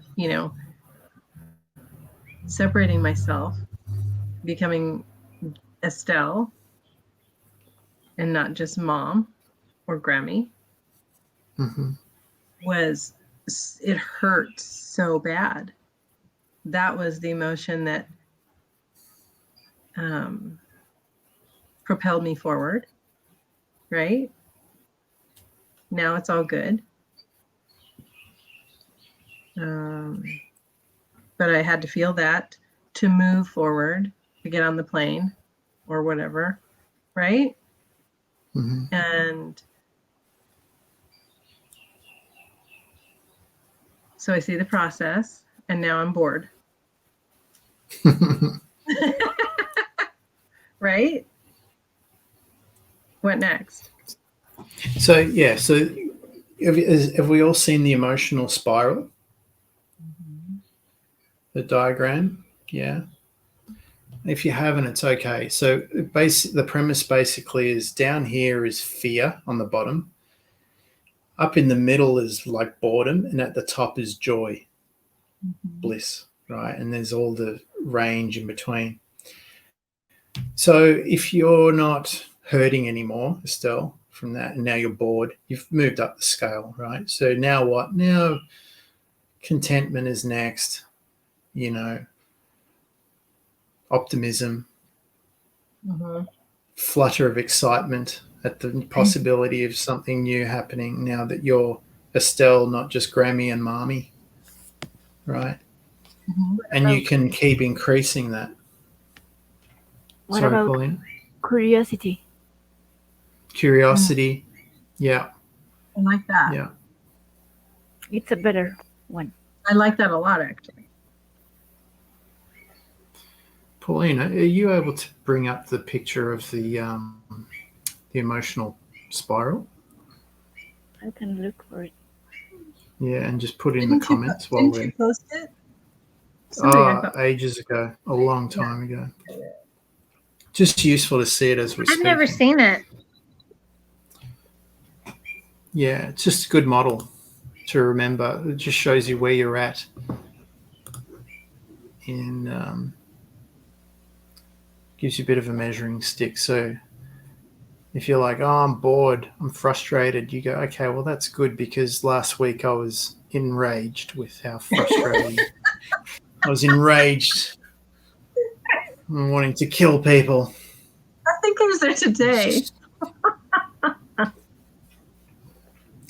I was buying into all the narrative of the world at the moment, of all the fear and doubt.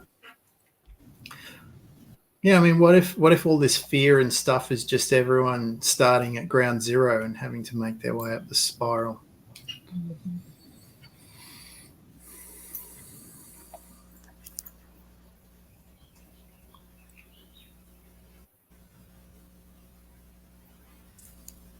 Okay.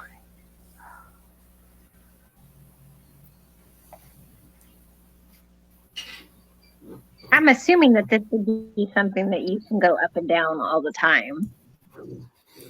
Well, Not that's a one-time that's the ride. thing of course. Yeah. And so think of it like a scale on a musical instrument, right? If you're only playing the top notes all the time, the song can get a bit boring.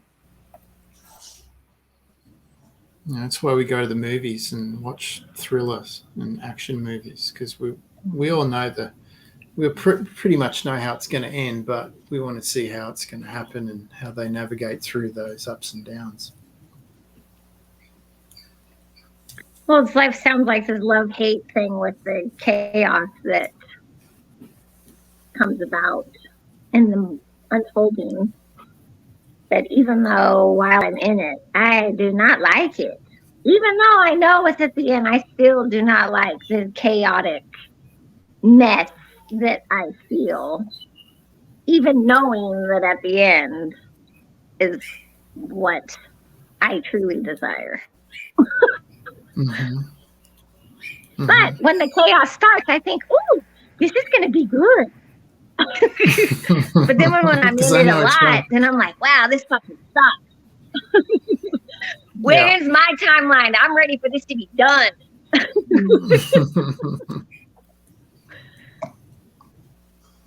I get frustrated when I know that what's happening. I know that I'm creating that, but I can't find my way out of it. It's like, I know how to get out of it. I have all the tools. I know I'm being irrational. I know, and then it's like, so why am I right here? So the thing that comes to mind, I think is really useful is to have an outlet where you are able to practice and work on those things in a controlled sense, right? So, for example, for me, one of the things being a man is, you need to be a protector, and if anyone comes in the house at night, you're the last line of defense, so you better be ready and blah, blah, blah, blah. And the reality is you never know what's coming through that door, and maybe you'll get through it and maybe you won't, right? And that's the reality. No matter how good you are, no matter how tough you are, you just don't know. So rather than just living my life hoping for the best, when that one day happens, I'm ready, and I can deal with all of that in that one moment.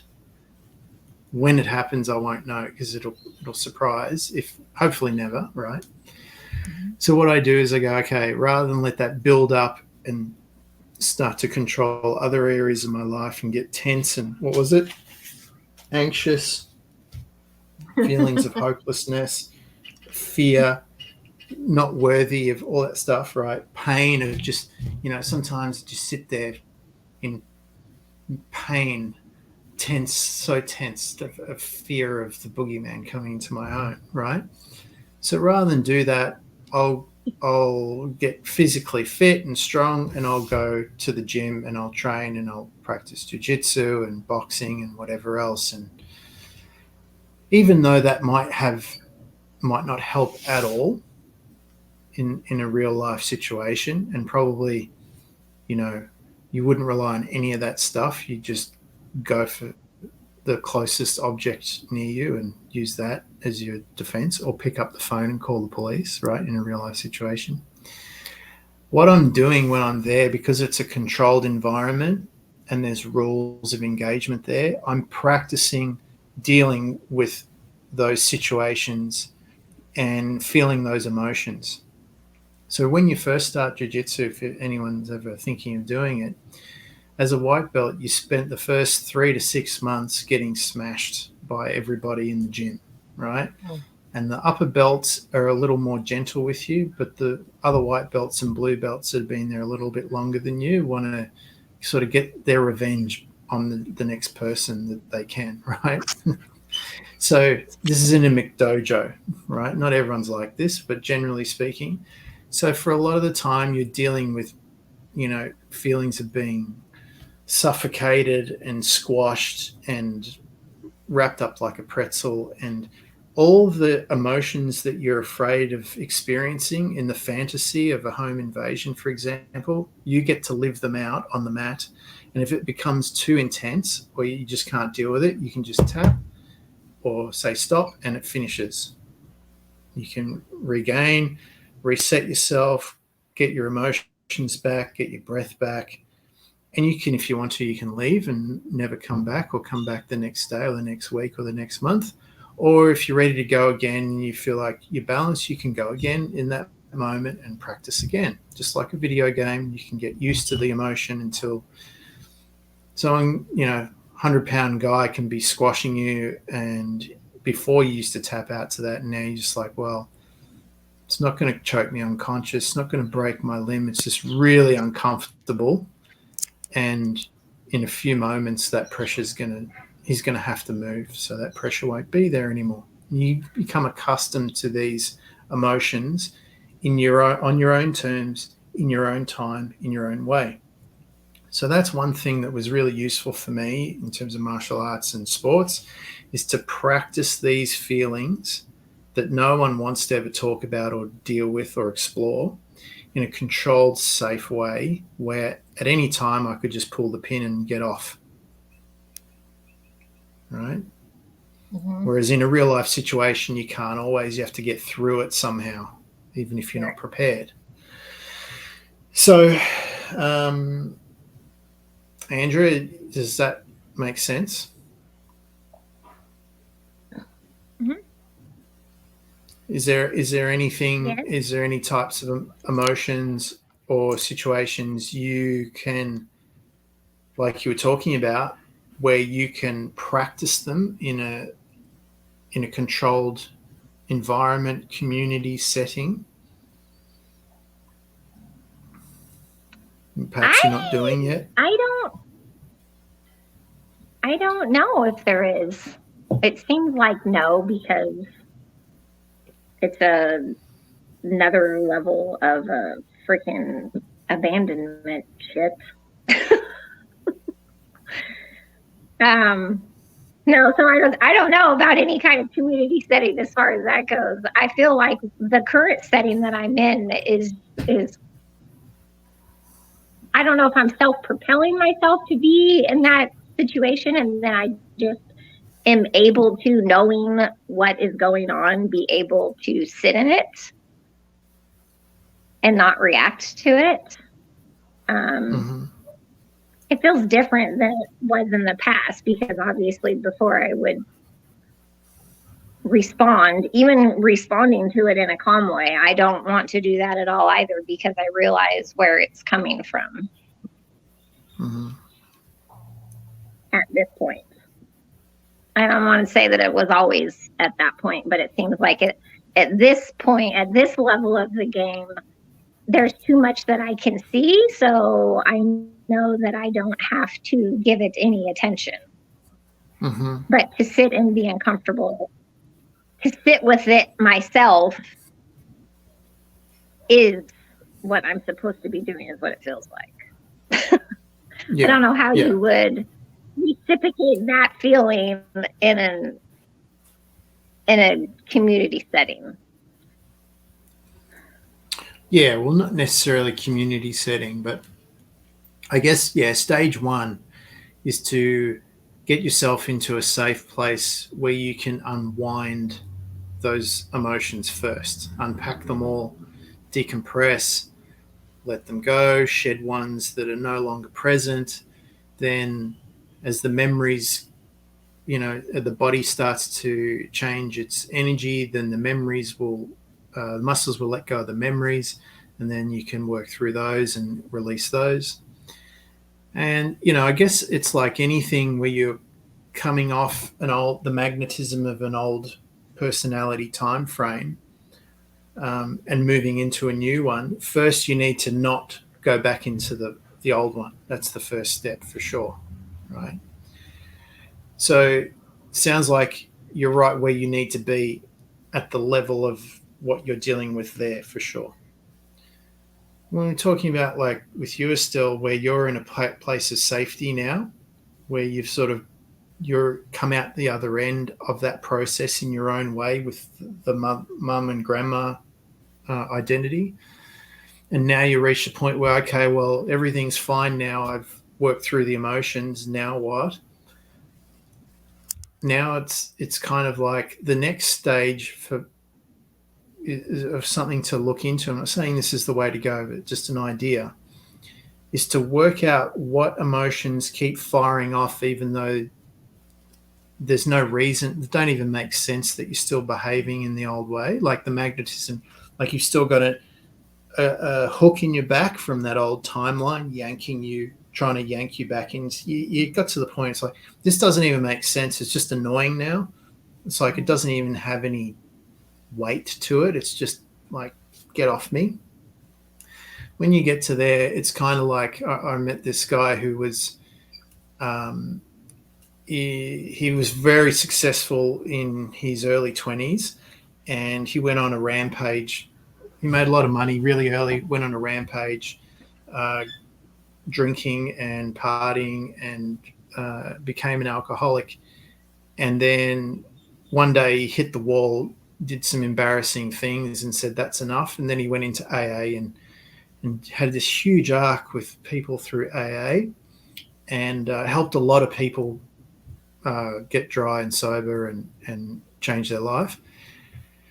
But 10 years later, when we'd go out and I'd meet him at a place, he would never touch a drop of alcohol just in case he had a relapse, because he couldn't trust himself after 10 years. And he'd always bring like a can of Coke Zero, smuggle in a can of Coke Zero to drink, so he wouldn't look out of place when everyone was drinking and he wasn't. And for me, that was like, okay, if that's where you're at, that's what you do, right? But eventually you want to get to the point where if someone's having a birthday or there's a wedding or whatever, and someone hands you a glass of champagne, you can have the glass or a sip of it and it's nothing, and you put it down and you go back about your business, right? You don't have to be like, no, or you can say no thanks and there's no emotion. You don't have to be like, no, because if I do, there's this story about my past and it might come and then re-envelop me and blah, blah, blah. So what I'm saying is, like, is there things you can do, or situations you can craft for yourself or with people around you where you can start to explore the debris of what's still there and start to work on cleaning it up? It's almost like you put yourself into a situation where you know you're going to be, let's say, triggered to a small degree, not overwhelming where you can't pull yourself out because there's safety in place. You can deal with it, and then you can come back and reassess and reorganize yourself and sort of work through and process all that, the magnetism, the remnants and the debris of the magnetism of that past timeline. All right. And sometimes that means breaking the emotions down into pieces. And sometimes if you can't do that and you have to work on a particular emotion, like, say, rage, which is a common one for me, that you work out where you have bursts and no more, and of a certain amount and a certain frequency, and then you're done until next week, for example. You know, and in the meantime, you have to keep away and reassess and work out how you're going to approach it next time in a way that's going to be more useful.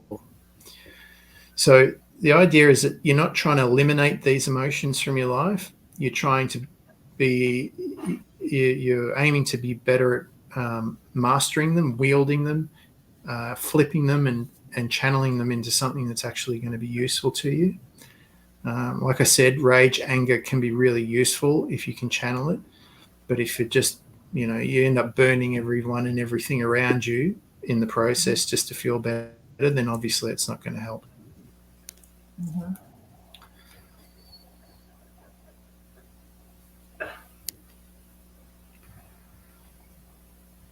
So can I use you, Estelle, as an example again? Mm-hmm. So now that you're Estelle, and you're not just mum and you're not just Grammy, what's something that you always wanted to do that you couldn't do while you were being a mum that now you can? That you're Travel. not doing? Travel. All right. What about travel? Yeah. What about something just day to day, like a new practice or a skill or something fun? Or was it something that you either wanted to add or take away, remove?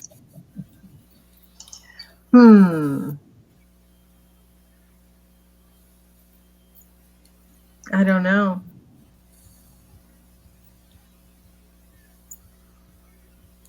Because that was my identity. So that is who I am. So I do know. Okay. I wanted to devote time to gardening. Okay. Beautiful.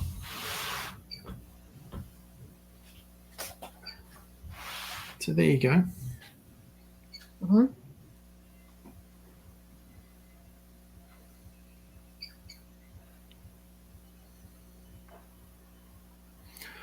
All right. So it's easy to say, oh, well, I'll just start doing gardening once a week or every day or blah, blah, blah, blah. But then,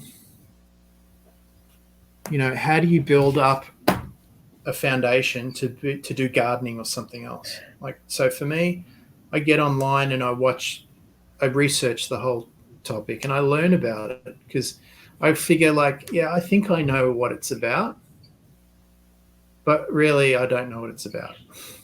Like if someone said, all right, from now until next year, I want to see sunflowers in your garden. Go. I'd be like, what do I do? Right? Do I just put seeds in the ground and hope for the best and water it? I don't know. So then I start to become a student of gardening, all types of gardening, not just sunflowers. Okay, of course I'm going to look up sunflowers, but that's going to lead me to how to create good topsoil, irrigation, microorganisms, probably going to lead me into permaculture. That's going to get me interested in growing my own food, so not that I need to, but it'd be nice to, these potatoes came from the garden, right? Mm-hmm. And it's definitely a process. So it's interesting you mentioned gardening because I was going to get into a story about this guy, Bill Mollison, his name is, and he was one of the leading experts in permaculture.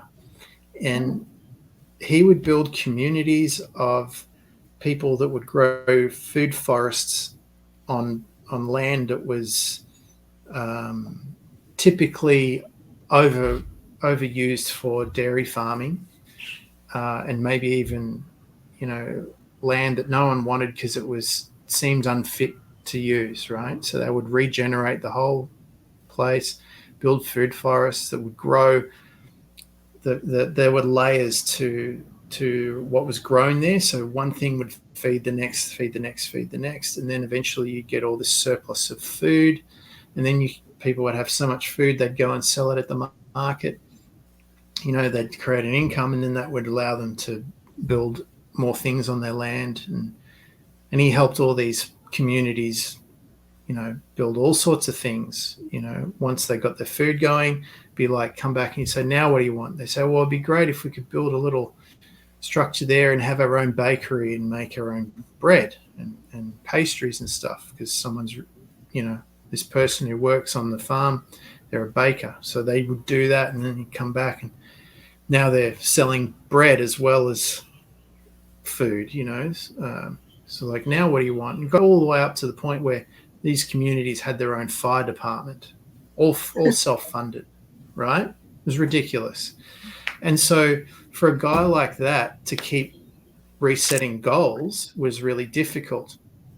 And he would say, because you need to have your goals along the way, like maybe it's I'd love to see you make some sunflowers. That'd be a great post in our community, wouldn't it? Estelle's sunflowers from nothing, right? Grown with love and frustration and impatience, right? And so and Yep. so he this guy had produced so much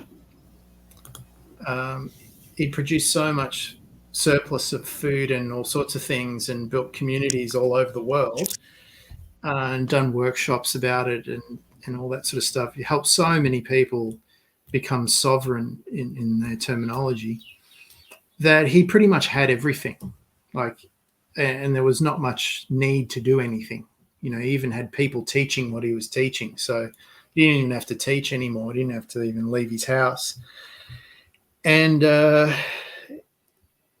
his grandkids said, "Oh, what do you want for Christmas, Granddad?" And he says, "Well, I've got everything. Like, so just, you know, spend your money on yourself, sort of thing. If you're going to get me something, just whatever you think." He said, "But the only thing I really need is an ice cream maker, because I love boysenberry ice cream. But if you buy me one, I will kill you, because then I will have no motivation to do anything. And that's my next reward for when I do this huge acreage over in the Middle East and regenerate all that land that, you know, and grow figs where it was a desert." And so you see, it's not about the goal, because the goal for him is an ice cream maker. Like, he says, I can go out and buy that tomorrow. I can order 10 of them online and have them delivered next week. But I won't, because if I do, it's going to kill my drive to do anything. And he said, and I want to keep doing this. All right. So it's not about the sunflowers or the herbs or the potatoes or the tomatoes. It's about you actually doing this because that's what you want to do, and there's nothing else to do, because 10 minutes ago you're like, now what? Mm-hmm. And you don't want to go back there again, because we worked, you know, been going 2 hours now on this, and we don't want to go back there. Have to start all over again. God. Yeah. I got it. Yeah. So you're not gardening to be a good gardener. You're gardening just to garden, because what else is there to do, right? I mean, there's always something to do, but in terms of you, for you to do what you want to do, that's what you want to do. And for someone who's achieved everything and done everything of many, many lifetimes, let's say, and who has quantum immortality ahead of her and never has to die, then you're probably going to need a pastime, and gardening's a nice one. And I need a new dog. And you need a new what? Dog. And you need a new dog. All right. And that's great, because the dog will dig up your garden and you'll have to rebuild the garden. I know. It'll never be complete. They're ultimate frustration.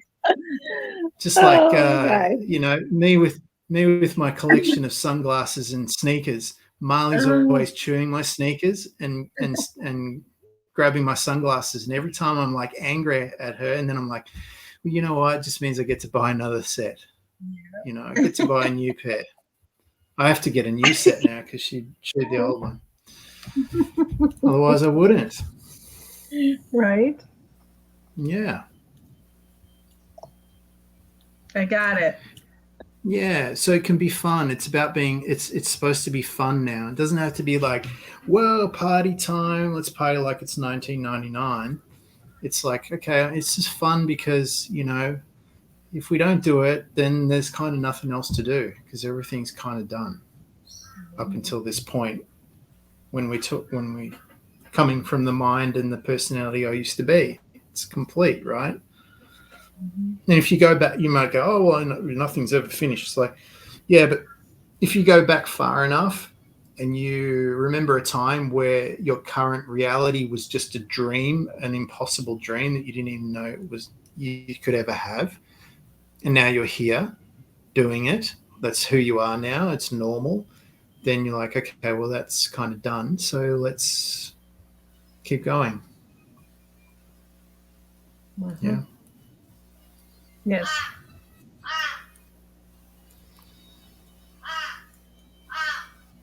And let's do it in a way that I want to do it now, not that it's supposed to be done.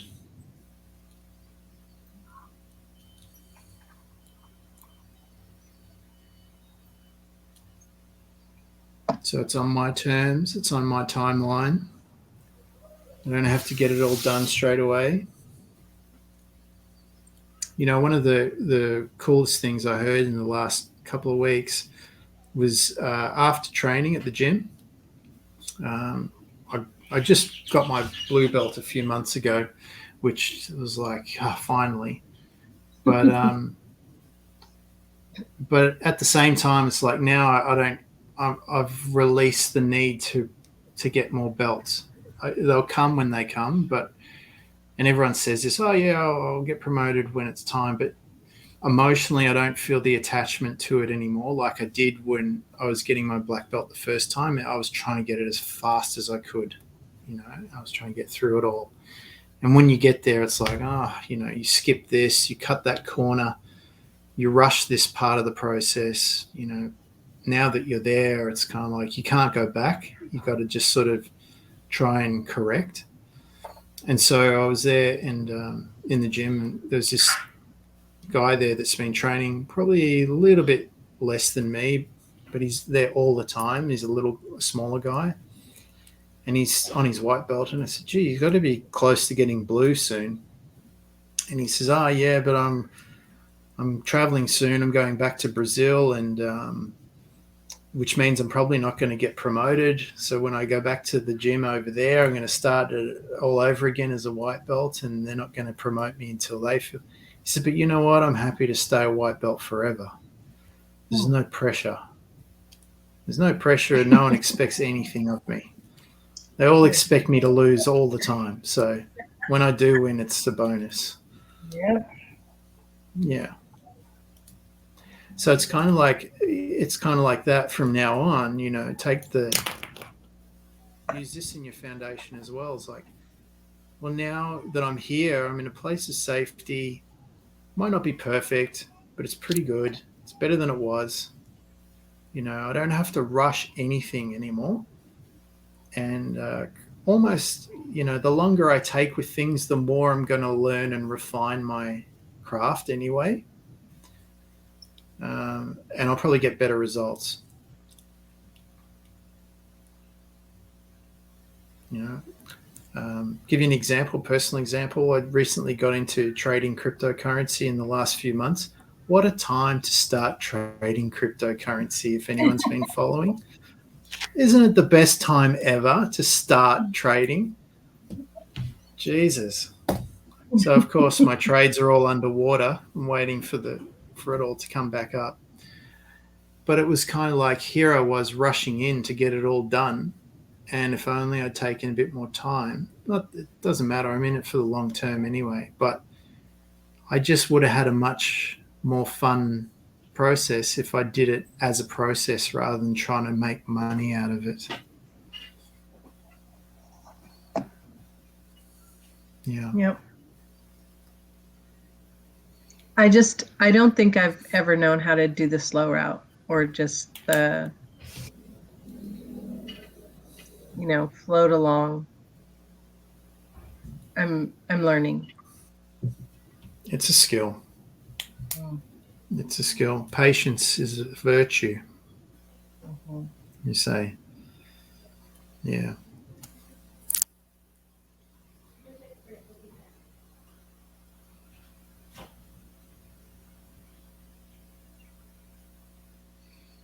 Yeah, it's kind of like, just learning to be okay with everything as it is not easy.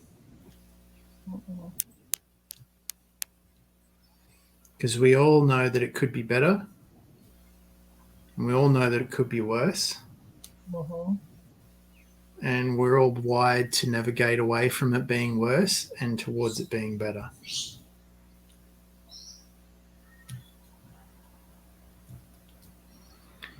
Yeah, but like I said, sometimes things can happen so quickly. You can be working on so many things over so long, feeling like nothing's happening. And then out of nowhere, like it can just surprise you and it can all start collapsing in together. And so many things start happening for you, like not just one or two, but we're talking like 10, 15, 20 things happen all in your favor. And it can be overwhelming in the other direction. You're like, oh shit, I didn't even know where to put all this. I don't know how to ground it. You know, it's like a kid at Christmas time. You got all these presents. You don't know which one to play with first. You know. Yep. So, how's everyone feeling so far?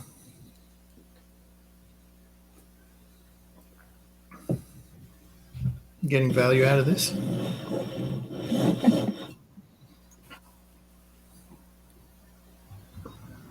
Any I've been on questions so Facebook for a far? week, so this is great. Oh yeah. Was that a choice, or were you meaning to, or you just got busy? No, I don't know. I just didn't want anybody in my space or in my ear or in my anything. So that left. And I had this great idea to pull the TV out of the living room. And I'm literally just sitting here in silence. But for some reason, it's oddly feels correct. Mm-hmm. Because what I feel like is silence is actually not silence. It's giving me a lot of time to observe what the fuck is going on in here. But it's good. So, but this is, I mean, besides going to work, which I work in the public, I could shut the world off in that atmosphere because I've done it for so long. This is a lot of interaction for me as of late. So,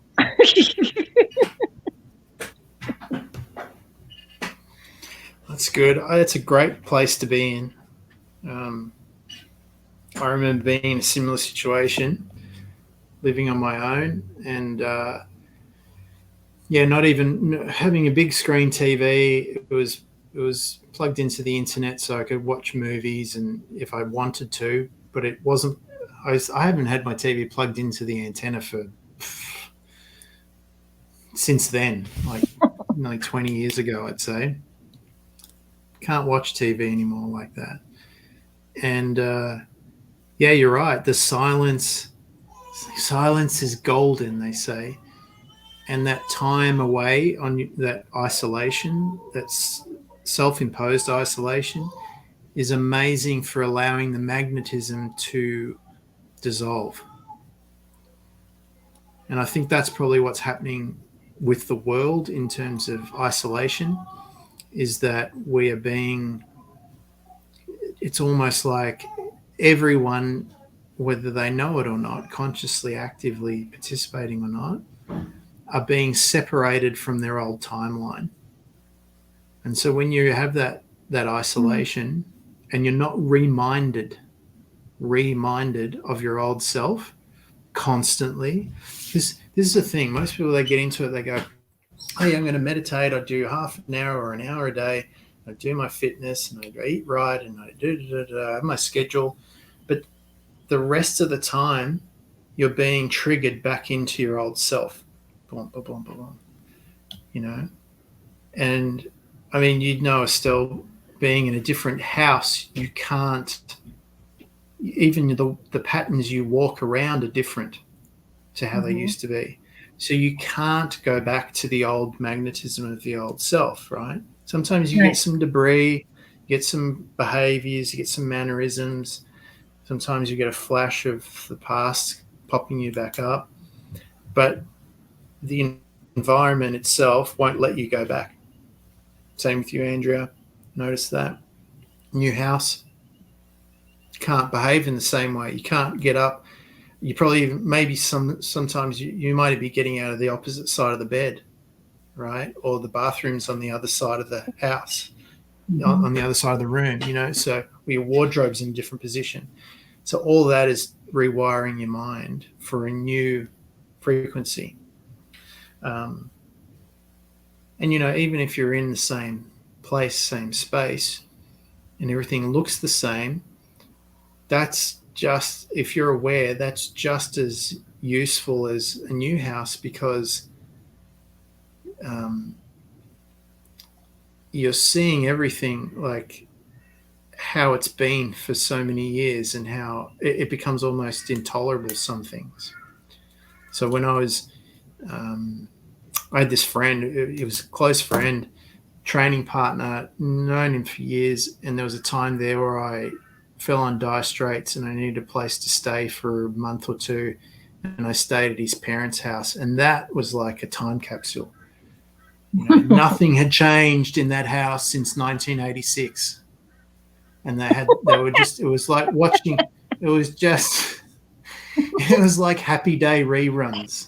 You know, people would come out on cue, they'd do their lines, they'd leave the room, then the next one would come out, they'd do their lines, and then they'd come out, they'd have an argument, and then they'd both leave. And you just watch this play out and go, oh my God, it's the same thing over and over and over again. And it's like this time loop. And at first it's like, oh, just kill me. I can't do it, right? But after a while, you're kind of like, hey, this is kind of cool. This is like time travel, right? Literally. I know. 5, 4, 3, 2, 1, and they come out, and then they start to speak, and you go, and they go, and so now you can start playing with it and seeing how, when you make changes, how it messes with everything, right? You have a lot of fun with it but you need a place where you can step out from time to time. So yeah, so you need doses of that. But yeah, it was a good time. The magnetism of the past starts to fall away, and you can see really clearly how your old patterns to your new patterns. They become really obvious. And so creating new patterns is a lot easier because, especially in an environment where nothing changes, they become really obvious. And you'll probably notice if you're sharing the space, people don't like that. They're like, oh, you're changing everything. This is not good. This is not good. You know, if you ruin my routine, I'm all out of balance. I don't know what to do. But yeah, the whole world with quarantining and isolation, it all gives everyone time to become aware of the patterns and to not be re-triggered into the old magnetism of the old frequency over and over again. It just removes all those pokes and prompts, you know. So if you find yourself slipping into it, it's time to sort of get the notepad out and go, okay, even though the environment's different, I'm still falling into the pattern. Or even though the environment's the same and I know the pattern inside out, I'm still playing into that character. Why am I doing that? What made me go in there? And so then you can start practicing not reacting or doing something different or removing yourself completely from that situation, environment, or adding something new like gardening. I'll keep you posted. Yeah. Let's see those sunflowers or whatever else.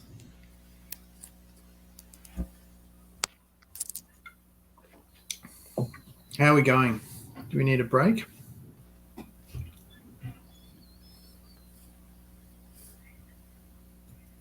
No, I'm okay. I'm all okay.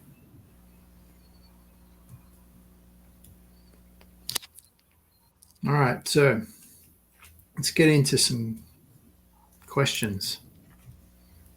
Or if you want to talk about something.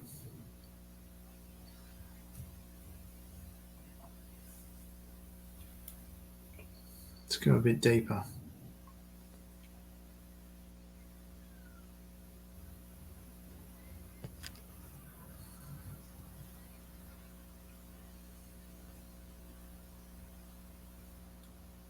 Come on, guys, it's been the Estelle show.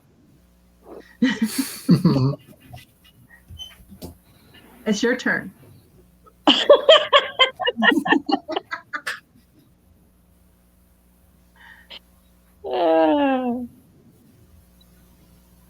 guys suck.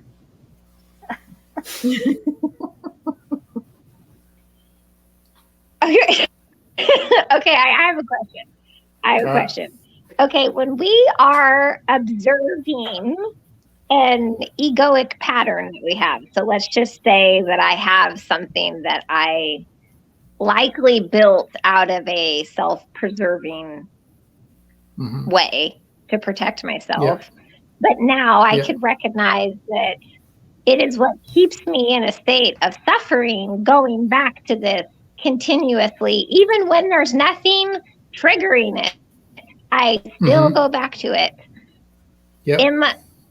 What I'm observing there, is this part of me, or is it completely something that is not connected to me?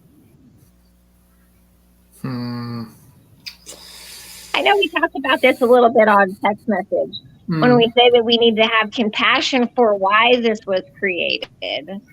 But besides, what seems to be happening is I keep, for some reason, even in this very isolated stage, I keep more than normal going into this state. So I almost feel like it has to be not coincidental, because it's making me address this more than I normally do. It seems like it's more tender right now. Everything seems like it's just on a loop continuously.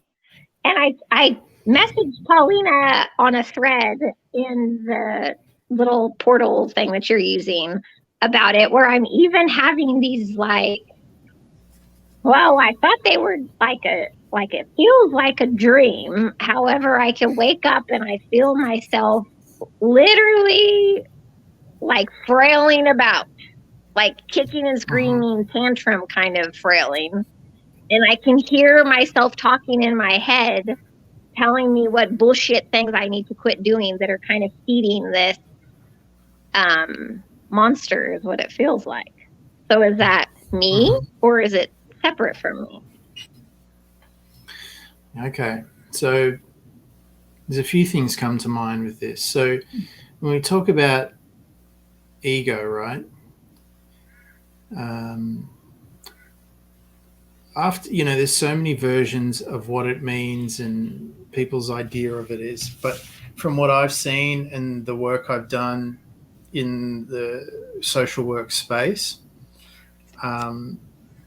it's usually, and I think everyone's been through this in varying degrees and depths, is that there is some kind of event or trauma that happens, okay, where, previously we're a child, we're wide open, we're really open to all sorts of energy and information, and then there's an event that causes us to sort of close down and focus and create an identity, right? And like you said, it's a protection, right? So usually the event, the trauma, is some kind of pain, whether it's emotional, physical, mental. And the ego is a character personality that we create to protect ourselves and shield us from that pain. And so if that happened a long time ago, whether you're, under 10, you're under 15, you're under 20, you're under 25, even up to present day can happen, then you've practiced that behavior, that character, those mechanisms for a very long time. That's been your survival mode to get through things. Okay, that's the way you've gotten to this point, still in one piece, let's say. And so, I mean, how long have you lived in the new house now? How long has it been? July. So what, not even a year, Since right? July. Since July. Okay, a few months. So, no. Or last July, so a year and a half? Or any, but you get my point. No, right? it hasn't even been a year. Just this last year. Hasn't. Okay. Right. Yeah. So what? July, August, September, November, 6 months, let's say. Right. So depending on when the ego began, up until 6 months ago, you've been in the habit of being that personality, right? And you get so good at it that even before you can see the sequence of events happening through the timeline of where you might experience more pain.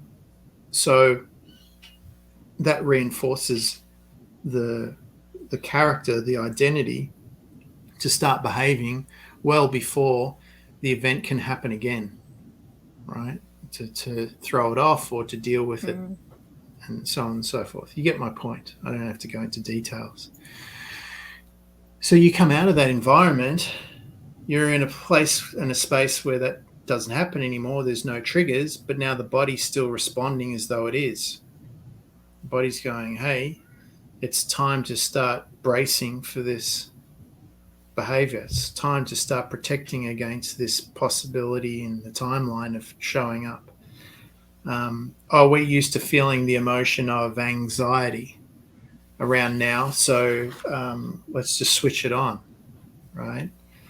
And so 6 months in, of course, you're getting echoes and debris and loops playing out, and the programming is going mad because it's like there's no trigger and there's no event, so what are we doing this for? And you're like, exactly, why are we still doing this? It's like, I don't know, because I've been doing it for 5, 10, 15, 20, 30 years. That's all I know, right? And so you're in the process of, taming the beast, where it's like, okay, well, now you just have to relax. Now you don't have to do anything. You don't have to go running around. No zoomies around the house. Just chill on the couch, breathe, relax, feel it and feel it and feel it until it's finished. And then we can do something else. Okay? All you have to do is not act on it. That's it.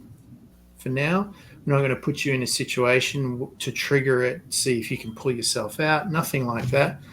We're just going to let, whenever the wheel, like, when you're on a bicycle and the bicycle tips over, the wheel's spinning, that's what's happening. The wheel's spinning, and you're just going to go, okay, we're just going to sit here until the wheel stops spinning. That's it. And it might take a while. All right. And in between doing what you have to do, like go to work and do your basic day-to-day, whenever you've got time, now that the TV's out of the lounge room, you're just going to sit and you're just going to let the wheel spin until it stops. And then just when you think it's done, then there's going to be another wheel that spins, and you're going to sit until that stops. Right? And that's the practice. It's very accurate. However, it doesn't stop at work. But yeah. I know it doesn't stop at work. No, like because I can identify it. I can identify it, and so I don't want to feed this shit anymore. I'm ready to be done with that. So yes, this is exactly what's happening. And so I don't know if you've seen the movie Mask with Jim Carrey. And so in the beginning, he puts the mask on, and the mask goes, and he's like, rah, rah, and then he turns into the mask, and then all this weird shit happens, right? So that's like the ego, right? The ego is the mask. And when you're wearing it, you behave as the mask, right? But then I don't know what happened. There was this scene in it where he was trying to tell people about the mask, and he put it on his face and nothing happened. Do you remember that scene? He puts on the mask. No, I haven't seen it for many, many years. All right, but if you remember the scene, he's like, I put on the mask and all this weird stuff, and I become this guy, and everyone's like, yeah, whatever, man. He goes, all right, you asked for it, watch. And he puts the mask on and nothing happens. And he goes, ah, ah, and nothing happens, right? And everyone's like, yeah, whatever. That's all just a crazy story. That's where you get to when you've watched enough of the wheel spin and stop. Okay, eventually you can put the mask on, nothing happens. It's like, and then it's really interesting time, because you don't just discard the mask. right? You're going to go, oh, I'm so sick of that. It's all associated to trauma and pain and bad memories. I'm just going to get rid of it altogether, because then you're like this faceless no one and you can't interact with the world, right? This is the existential crisis that people talk about. Like, I don't know who I am. I don't know what I'm meant to be doing. What's my life purpose? Blah, blah, blah. Okay, so you don't throw away the mask, because the mask still has utility in certain things, but you don't need to be wearing it all the time, and you don't need to be activating all aspects of it. And so when you're recreating yourself or aligning with the new potential you on another timeline, you're not going to be able to just jump into a new mask straight away and that be your new reality, because there's no bridge, right? It's hard to make that jump unless you're really adaptable, and I've never met anyone that can do it, right? So what you do is you like a technician, you take your mask back to the lab, you, like Iron Man, you explode it out into a million pieces, and you get rid of all the ones you don't need, and you take the pieces you do, and you recreate a new mask that embodies good parts of the old one, good parts of the new one that you can perceive, and none of the bad ones. All right. So in there's good survival mechanisms for sure. And even though, they got you through the really bad stuff, now the bad stuff's happening, they still get you through some other stuff too. Still helps you with some other stuff. But you don't want any emotional charge around it. Like when you put the mask on, you want to wear it and use it. You don't want it enveloping you and now you become it. It wears you, right? And you're just this passenger inside it. Okay? So egos are useful, right? You can't, and I don't think you can ever get rid of one. Try and get rid of your ego. I dare you. You'll be out for the worst battle in the history of the world, right? So the way I like to look at egos are like garments, right? Or like sunglasses. You put one on, it's good for a certain time of the day, and then when the light changes, you take it off, you put a different one on, right?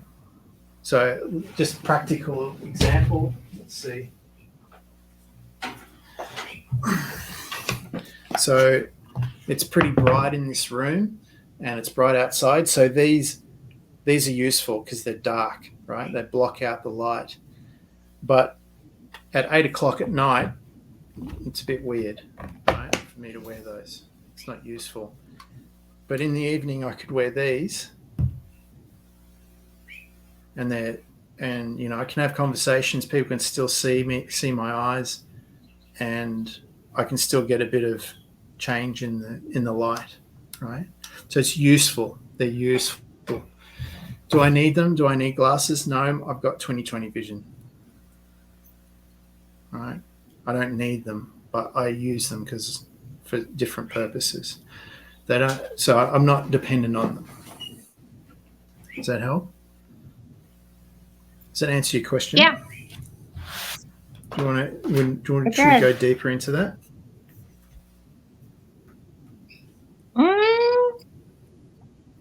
I don't think so, but that was helpful because at some point there is a lot of frustration that this is just like not on my timeline.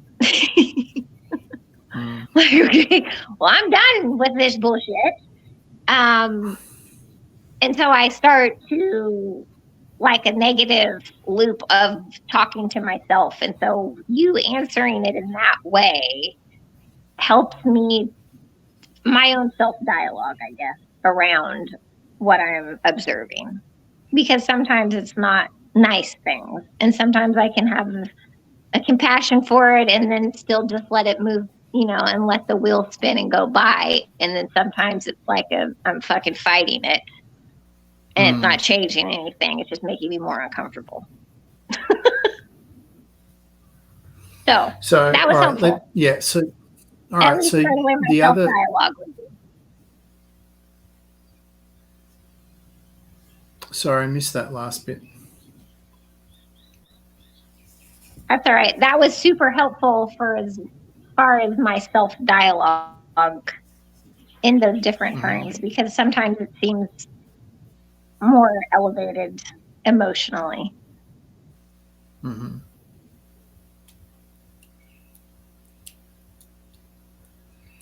So the other part of it that comes to mind is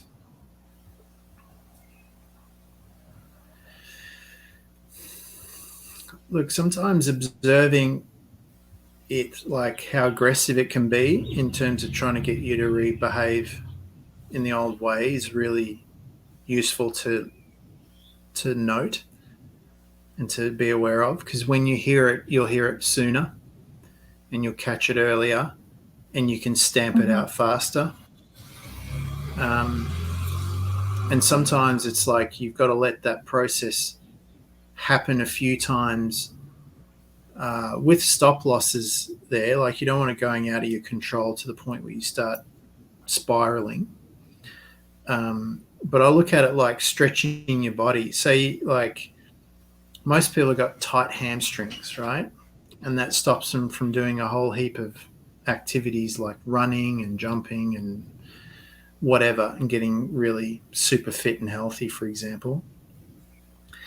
But to just ignore that, or just to sit with it and go, yeah, I've got a tight hamstrings, is not going to help you get to the kind of health and fitness level you want to be, right? You're going to have to get in there and stretch and get into those tight areas, loosen them up, stretch it out.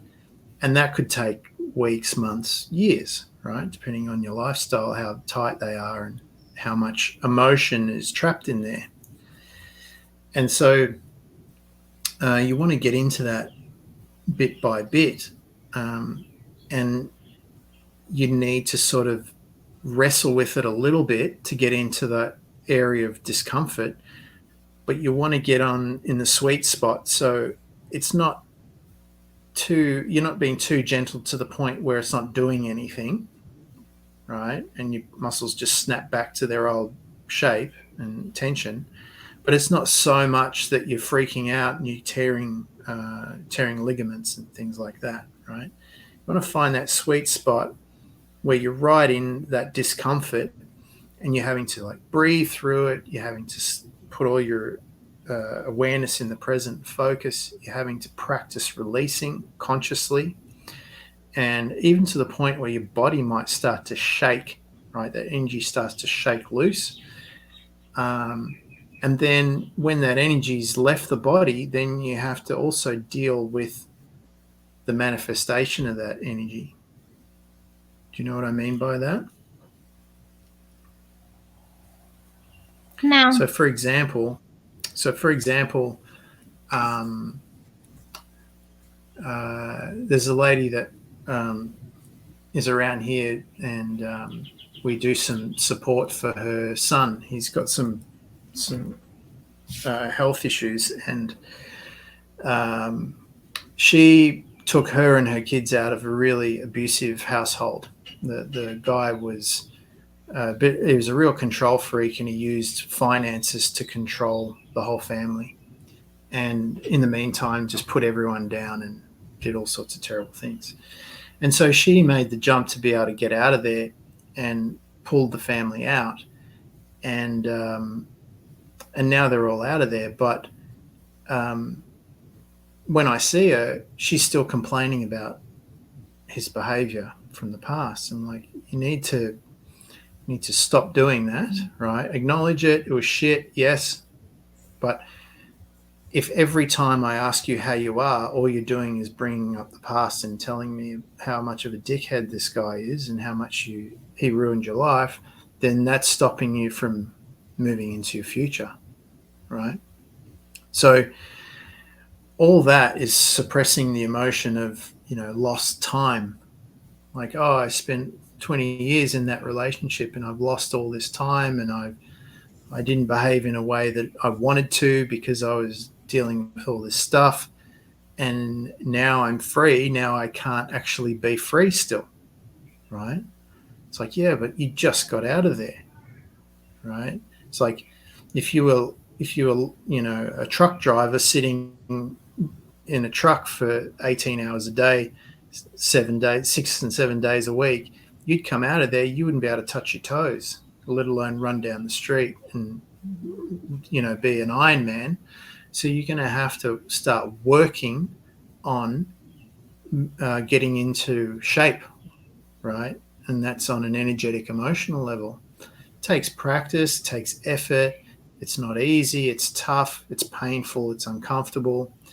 And you're not going to get it done in a 6-week crash diet, keto, lose weight course, right? It's going to take practice. And that practice, that time you take, all the skills you're going to learn when you finally get there, it's going to propel you, when you finally get there, it's going to propel you into such a higher level that when you get up to that level, you're going to be able to embody all the new stuff really, really fast. It's almost like you're going to be ready for it before you get there.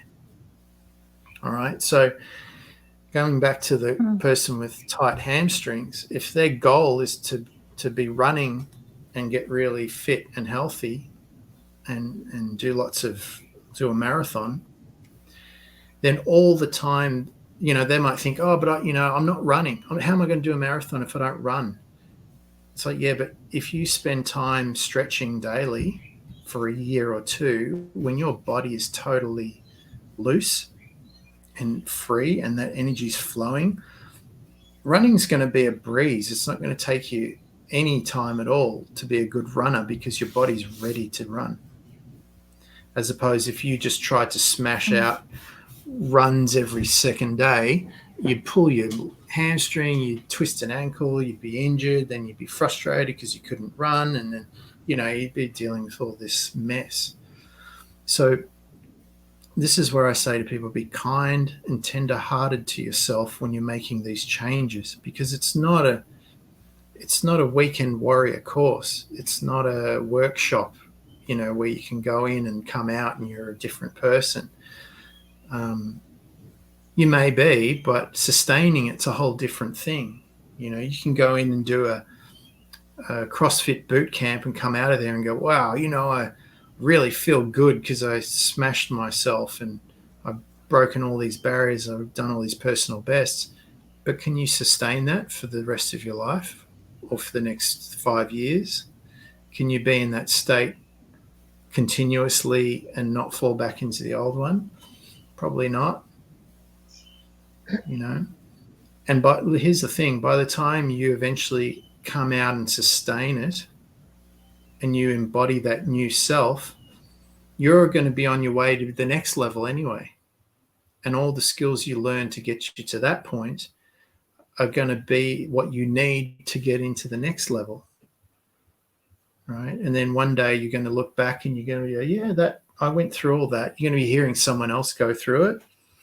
It'll be someone else going through the same thing you went through, and you go, yeah, I remember what that was like. Oh, shit. But I don't have any emotional charge around it anymore. I can remember every detail. I know all the lessons. I know all the strategies, and I know exactly how I got out of there. I know it works for me now. So if anyone ever plucked me out of my new reality and put me back in there, I'd know how to get out of there super fast. And I wouldn't stand for half the shit that I did before. They'd have a big wake-up call. I would not be an easy target any longer. And so what happens is your energy signature changes. And, like we hear the old story, she got out of one relationship, got into the next one, and the next one's just as bad or worse. It's like, no, that won't happen anymore because your energy signature has shifted so far that now it repels that energy before it even gets in your proximity, right? It's like north-north magnets. They just don't go together. As soon as you get close, it just pushes it away, right? And so that's what you're doing here is you're not trying to not be your ego. You're not trying to be somebody else. You're working on loosening up your energy. Remember we talked about earlier, moving from matter to energy, moving more space in between the matter. So you less energy, less matter and more energy. And once you get to that, you'll find, as you probably found, you know, everyone has found, as they moved out of their old self, people, places, the environment, shit would happen all to try and drag you back in. It was like it could feel you leaving. It could feel you leaving. You could feel the meal ticket walking out the door. The energy vampire can feel the meal ticket walking out the door. And they're like, oh, no, but you're not worthy. Get back over here and back in your place. Right? You're like, no. I know my value now. I know that I was the thing that was sustaining all of this. And when I leave, it ceases to exist. There's this great line in Black Hat, which stars Chris Hemsworth. And the bad guy in it is like, all right, you've got my attention now. What do you want? And who are you? And he says, oh, it's not important. He says, well, yeah, it's pretty damn important, because when I stop paying attention to things, they disappear. And I thought that was a really powerful line, because when I was doing the workshops with Estelle and Dr. Joe, he recommends this book called The Red Lion. And when I asked him about it, I said, what did you like about it so much? Why do you recommend that book so much? And he says there's this chapter in it where the main character in his spiritual practice is told to sit before a statue and imbue it with his energy. And he does this for years. He meditates in front of the statue, puts his energy into it. And then one day he notices the eyes opened. Right? Statues went for eyes closed, eyes open. So he keeps meditating, putting more energy. And over time, the fingers start to move. And then the statue comes to life. But the statue's embodied all the negative aspects of him. It's all the terrible thing. And it does, you know, all it wants to do is be abusive and do all the wrong things. And it's all the dark side of him. And he thinks, oh, you know, if I just give it a little bit more of my energy, it'll stop. Or if I, you know, just satisfy its craving, it'll leave me alone. And it just gets worse and worse and worse. And then he figures out, he almost goes out of his mind, and he finally figures out, okay, I have to stop giving it my energy. And of course, as soon as he sits down to meditate and he brings the energy back into him from the statue, it starts to freak out, and it starts to try and fight him and poke him and do anything it can to get him to pay attention to it again. And he just keeps focused, keeps watching it, observing it, bringing the energy back into himself. And then eventually the statue goes back to being a statue again. And that was one of the trials. So, you know, it's quite a deep concept, you know. And I know when you're in it, you're thinking like, oh, I don't know what I'm doing. You know, I feel like such a beginner, but it's in that book, it's like one of the last chapters, right? It's one of the last trials you have to go through. And so this is why I was saying before, is that, you know, when you're, I think part of the learnings in all this is to understand egos are necessary, they're useful, but they're tools, right? They're tools. They're garments. You put them on, you take them off. You interchange them. You create new ones. It's a bit like Tony Stark with Iron Man. They're suits, right? And depending on what your purpose is, what you're going through, what's needed at the time will depend on what it looks like. When I was in my aviation rabbit hole, there's a great line in there that when they talk about design, they say form follows function. So you'd have all these wacky looking planes, but really what they were always doing with all these different platforms and designs is that they're just testing different functions out. Everything has a purpose. Nothing is designed to look good, right? So when you see something in aviation, especially in the, advanced, especially in the stealth designs, nothing's there to look cool. It looks cool because that's how it needs to be. That's the shape it needs to be to perform its task. And it's just a tool, right? The real value is in the designer and in the pilot, okay? So always remember that. It's not the ego that has the value. It's how it's used, right? And just like a vehicle, it's there to take you places, and when it takes you there, then you get out and then you get into another one, right? So once you learn how to put your energy into the statue, let's say, have it do what it needs to do, and then pull it back, then you can do that with anything. You follow? And that way you're not going to become attached to who you are. You're going to be attached to your world, let's say, because you'll know that you can just create something else. And you can create new things within the ones you're already existing in. So for Paulina,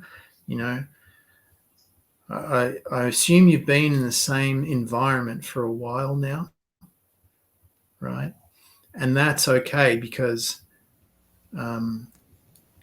if you can recreate from the place you're in, despite all the triggers to put you back in the old, you'll be invincible.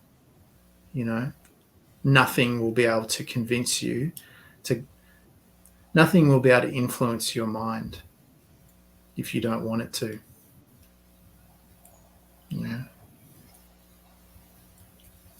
That's exactly where I'm at now. Mm-hmm.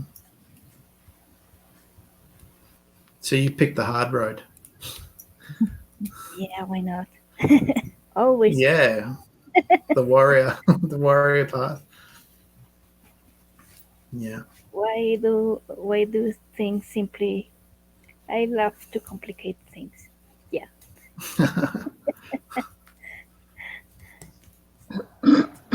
Can you talk more about in this stage, when you're on this stage, when you are on becoming to become, and you are in that receivingship mode, that all that you're manifesting is coming, but you are freaking out because they are coming too fast? Yeah.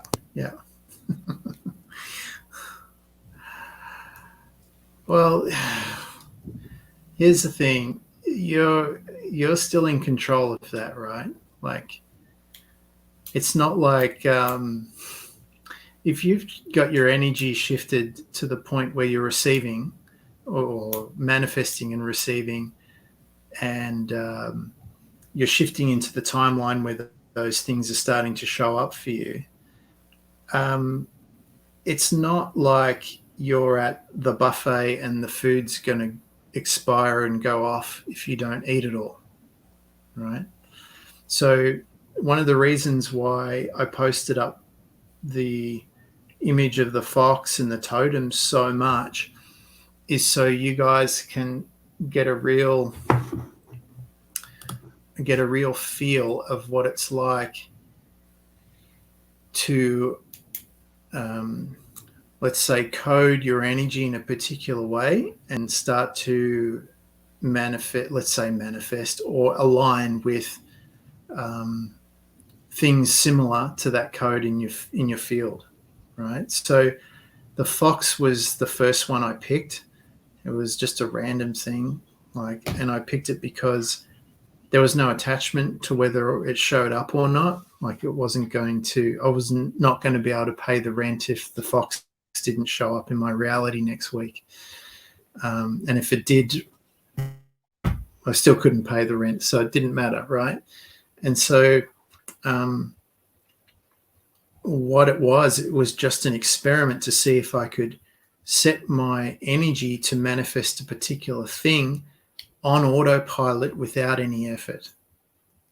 And so every now and then I'll see a fox, or a picture of a fox will show up on my feed, and it won't be from a fox group. It'll be from something so random, and it'll have a fox in it.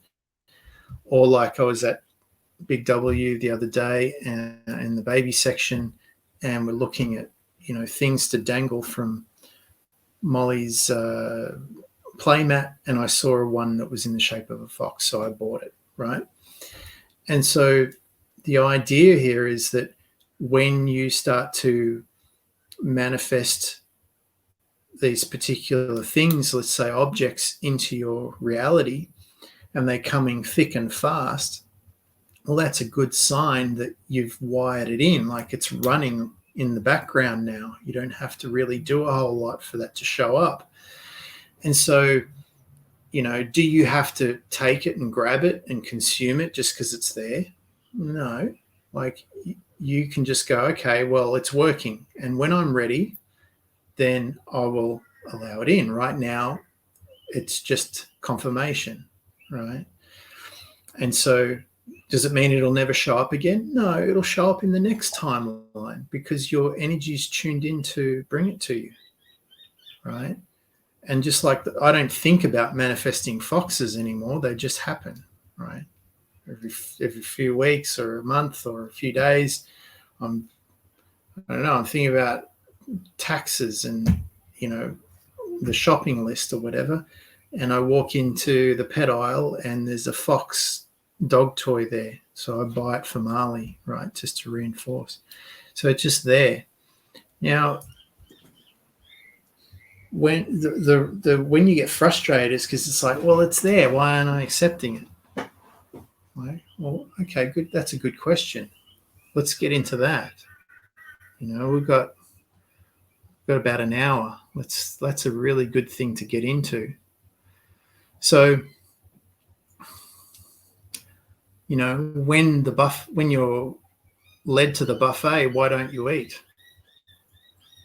That's a good question. What is it in your ego? What is it in your programming that says you're not allowed to have it? Or is it something that says if you have it, there's going to be hell to pay? So let's get into that if you don't mind. So let's let's look into those questions. What is it that's stopping you from receiving? For one, can you identify it? And because I think it's fear-based, right? Is it fear-based? Yeah. So it's a fear of accepting it. What happens if I accept it? Let's formulate the question. There's also there's still this feeling of not feeling worthy, or Okay. maybe there's still this family pattern that you can't have it all. You can't have it all. What else?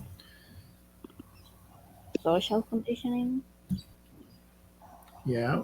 I'm more interested in those lines like you can't have it all. Because that's what we built. We're talking about egos, like when an event happens and we start to build an identity, it usually, like in Inception, it starts with something really simple like a line that says you can't have it all, or you're not good enough, or what makes you think you can have, right, or something along those lines. And so then, if we're a child of like 3, 4, 5 years old, 6 years old, then that becomes the foundation of our identity. That becomes the foundation of the mask. Then everything else gets built on that, becomes more and more sophisticated to the point where we're in a workshop going, well, I'm quite certain that the reason why I'm not accepting my most highest manifestation is because of my feelings of being unworthy. When really what it started with was you can't have it all. Okay, so let's use that. So it's feeling of worthy. So if you could have it all, what would happen? What are you afraid of happening if you could have it all? Again, it goes back to fear. Yeah. So let's imagine whatever it all is, you could have it, and you did. So it's like the chocolate cake, right? You can't have it all. Maybe you can't even have a slice, right? What if you just said, well, what if I just broke the rules and I ate it anyway? What would happen then? What would be the punishment, let's say, if you did? How would people react? Mm.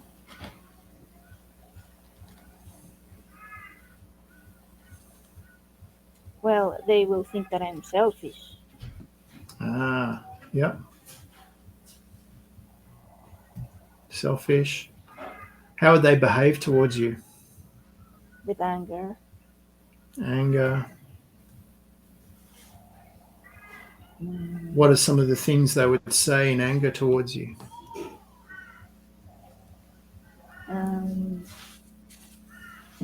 How could you do that, for example? Or How could you? How dare you? Yep. Could you? And they would that make you feel guilty? yes. Mm.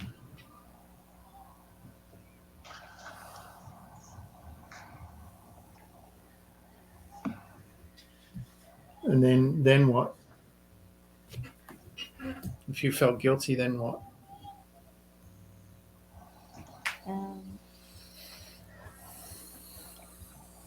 Probably I won't do it again. Don't do that again. How dare you? Selfish. Don't do that again. Something like that. Where do you feel when I say that, even though I'm only joking around? I know that brings up things. Where in your body do you feel it, and what is it, and where does it go? Right to the solar plexus. So here, like oof, Mm-hmm. like a gut punch. Yeah. Yeah. Yeah. And then what happens to your energy? It goes way down. Yeah. Yeah. And when your energy's down, how do you feel? If you could describe it in emotions.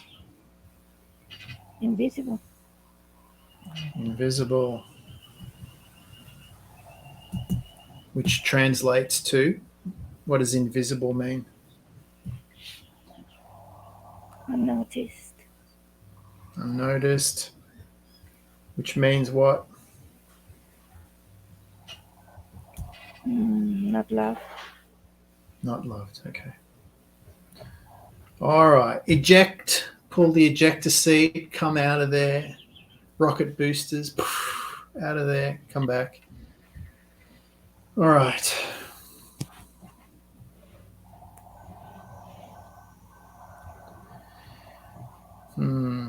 This is a tough one. This is a double bind, right?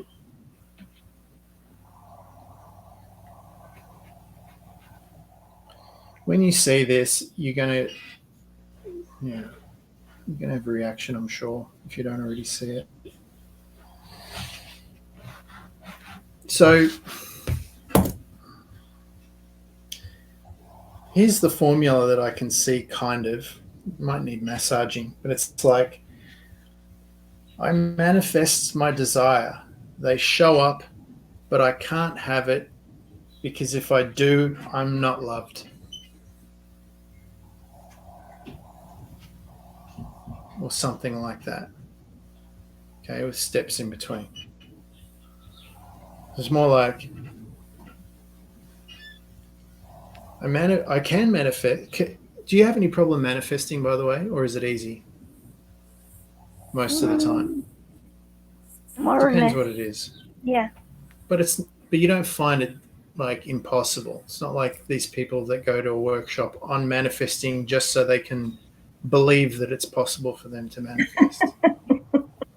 No. Right? No, you go, I know I can manifest. It's just a matter of how do I do it, what scale. Some things are easier than others, but it's receiving is the difficult part. Yeah. Mm-hmm. Okay. So you got this. It's like a. All right. Let's go a bit deeper. Not in that emotion, but let's go around it a bit. So, what could possibly be the reason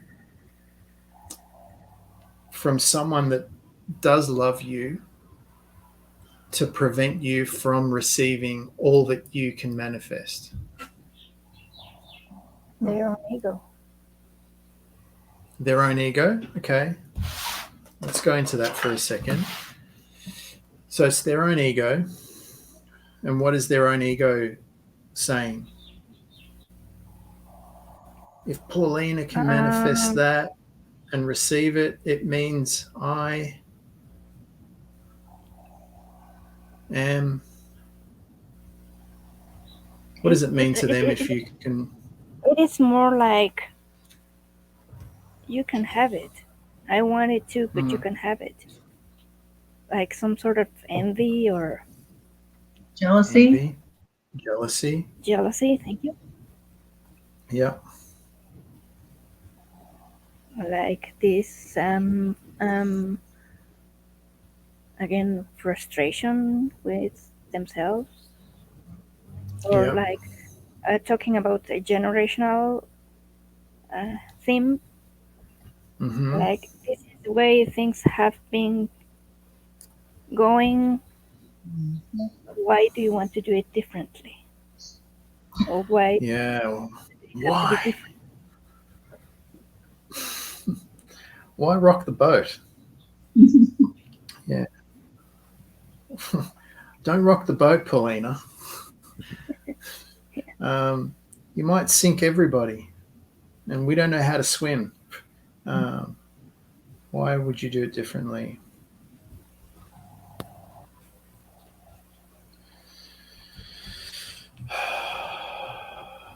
Or another one. How to say it? How dare you can think that you can have things easier and not through hard work and blah blah blah.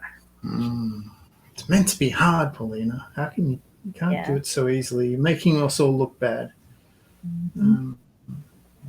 Needs to be hard.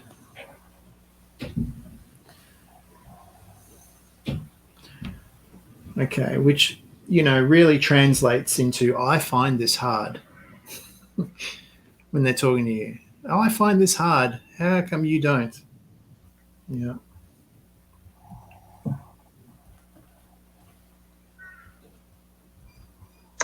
And is it also what makes you better than anyone else? What makes you think you deserve this more than I do?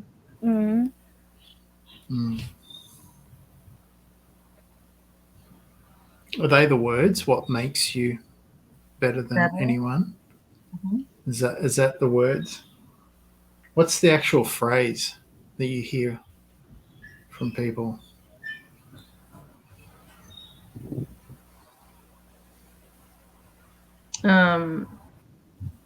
What makes you better than anyone else? What makes you better than anyone else? Yes. It's said like that too, isn't it? What makes you better than anyone else? That's how I've heard it before. Yes. What makes you, emphasis on you, better than anyone? And like, who do you think you are? That's a good one. And who do you, there was a song, wasn't it? Mm-hmm. Who do you think you are? Who do you think you are?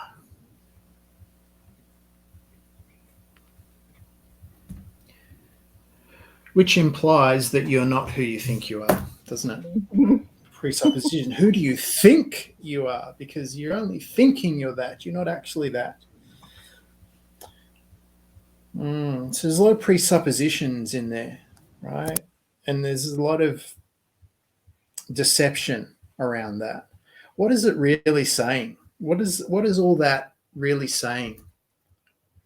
If people were honest, have you ever seen that YouTube channel, Honest Trailers, where they take a movie and they go, if this movie was honest about what it was trying to show you, it would be like this. And it's hilarious.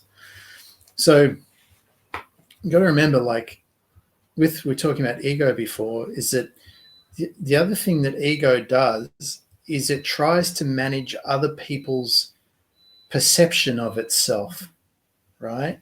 It tries to get you to buy into an image that it's trying to show up as, right?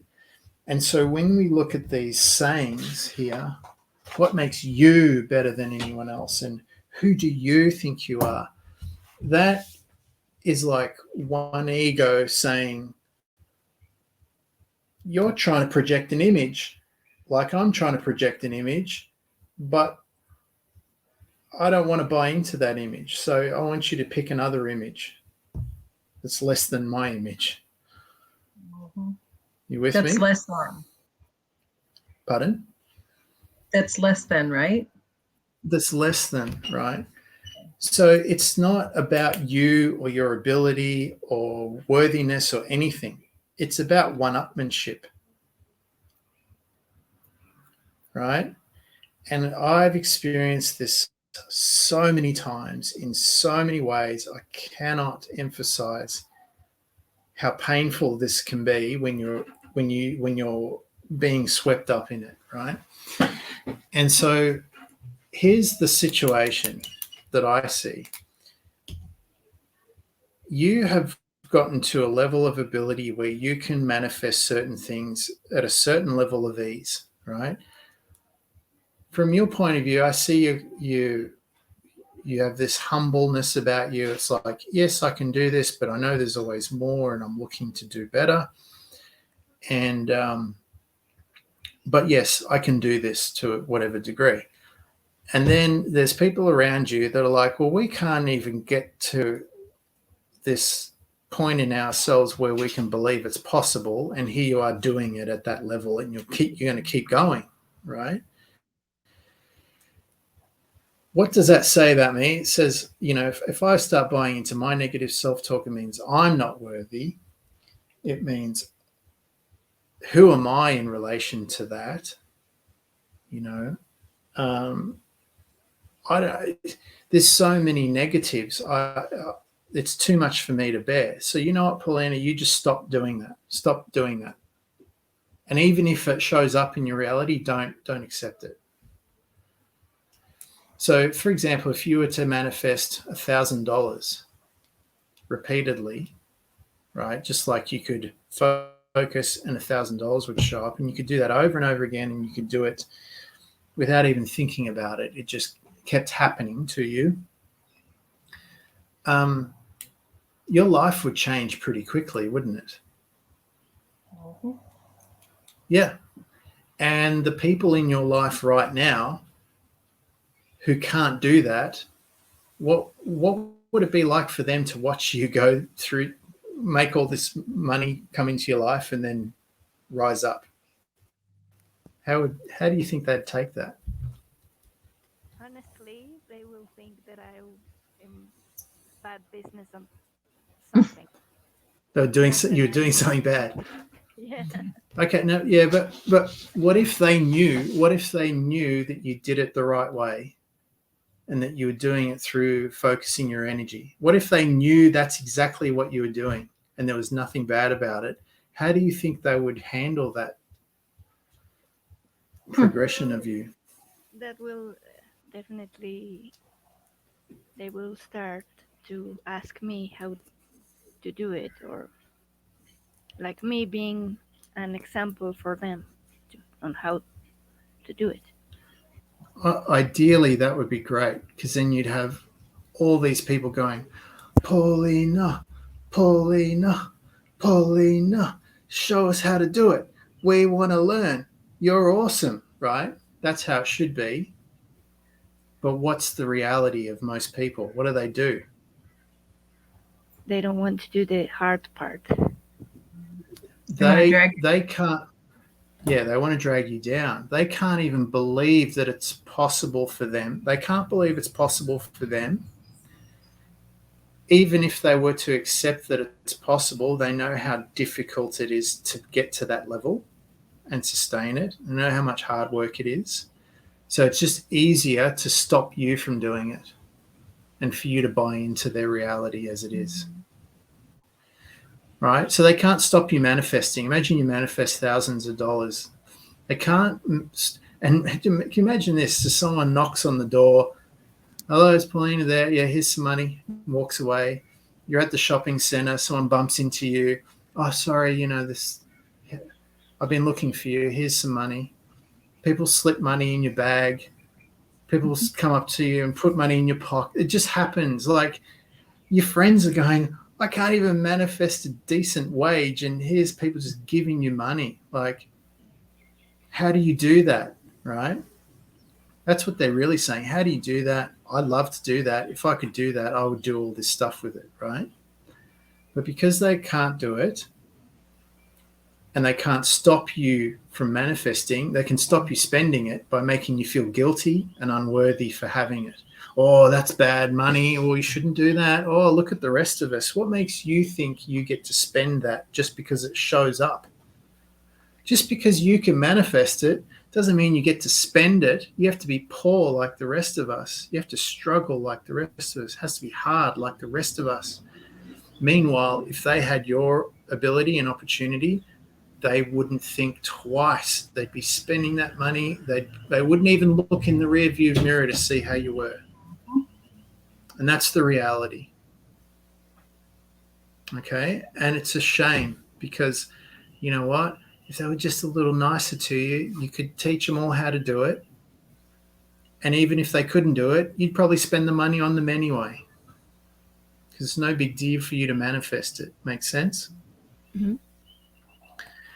But as it happens, they browbeat you into being, less than, unworthy, selfish. They put you down. And if you try to stand up for yourself, they beat you down.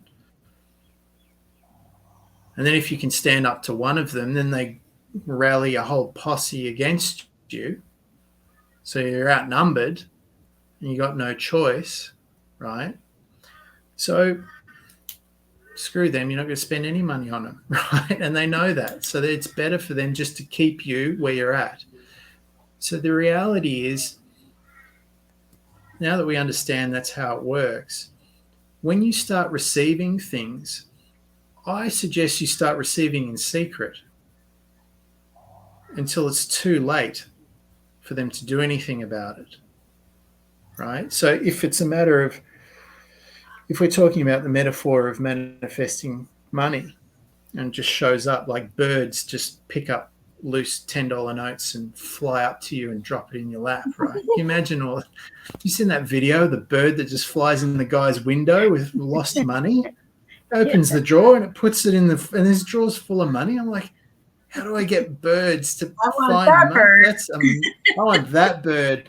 I want a flock of birds like that, right?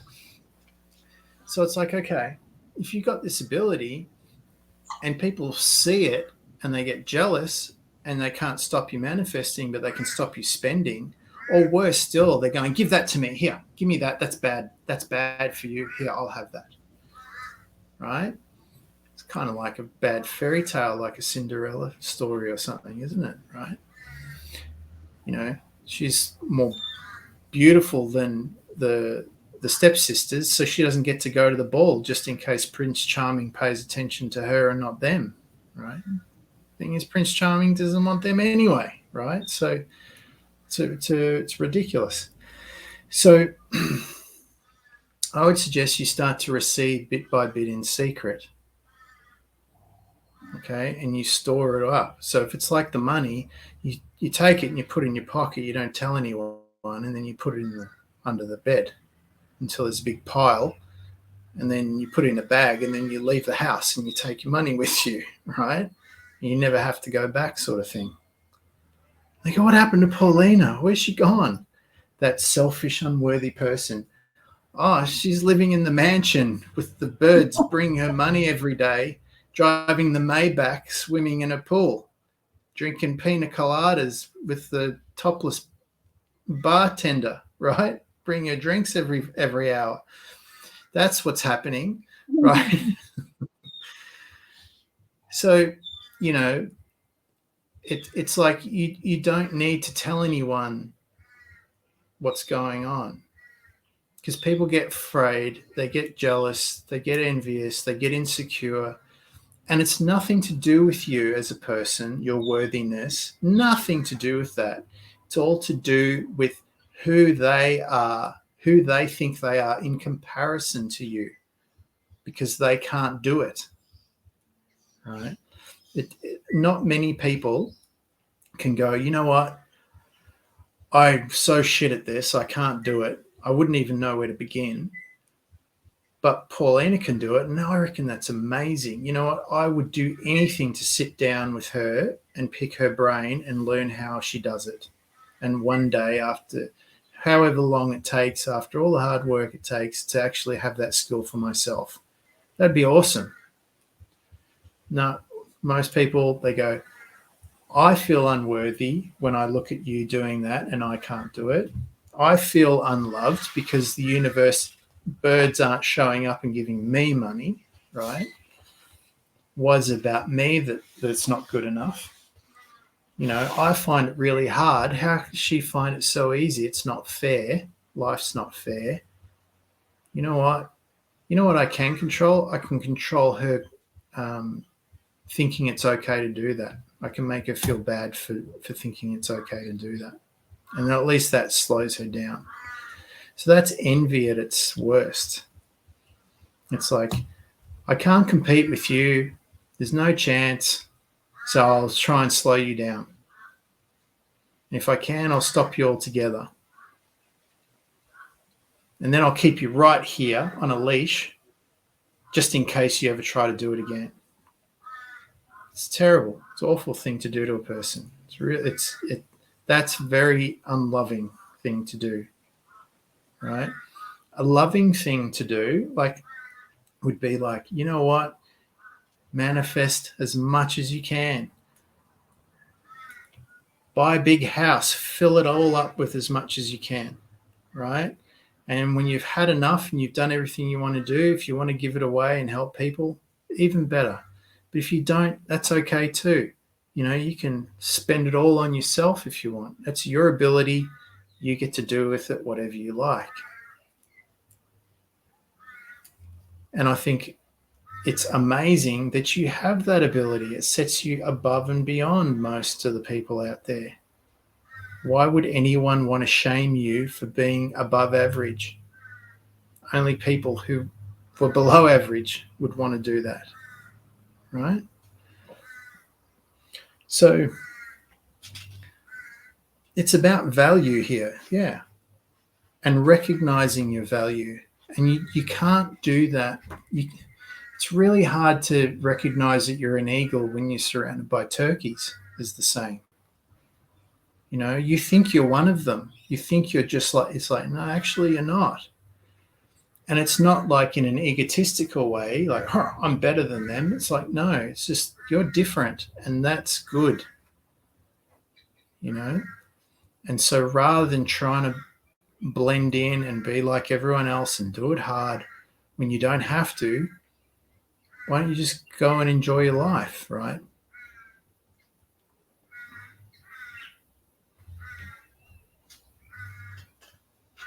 And, you know, if they get angry, they get angry. They get upset, they get upset. Let them have their reaction. Might be the healthiest thing you do for some people. Did you see, what was that? The Enecto, was it? Encanto. Yeah, I saw it. Yeah. Yeah. I saw that and I go, that's Paulina. Right? Yeah. Not an obvious ability, but how important. And yeah, okay, when it brought the house down, you know, but it cleaned out all the lies, didn't it? Mm-hmm. You know, Now I have to watch it. yeah, it's pretty good.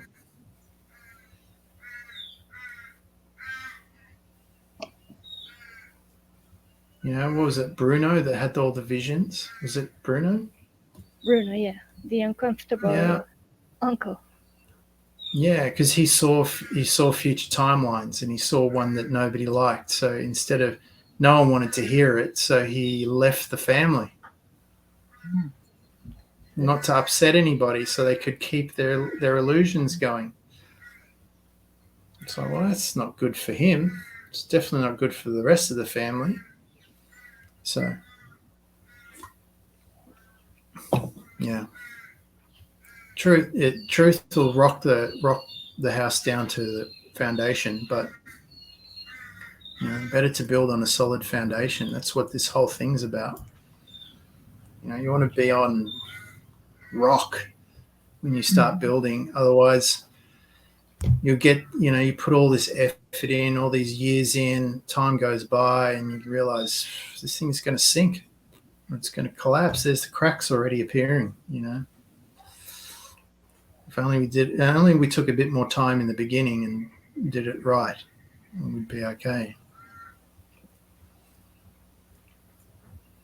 How are we going with that one? I feel like there's still more in that. Invisible, unnoticed. You know, that initially, like especially in a popularity contest of a world with social media, invisibility and being unnoticed is like a bad thing. But you know, deeper I get into things, the more of a, what is it, the saying? It's like a warm blanket, invisibility, isn't it? Anonymity. Keeps you safe. Anonymity. Yeah. One of the things I wanted. Remember when we were doing those workshops, Estelle? Someone asked me, like, "What do you want?" Like when I said, "You know what? I'd like to be acknowledged by my peers." So people who were doing the work and involved, they knew who I was and what I could do. But I could still walk down to the grocery store and no one would know. Mm-hmm. I could do all my shopping. I wouldn't need to send someone. I wouldn't need a security guard to stop me from getting mobbed. You know, Mm-hmm.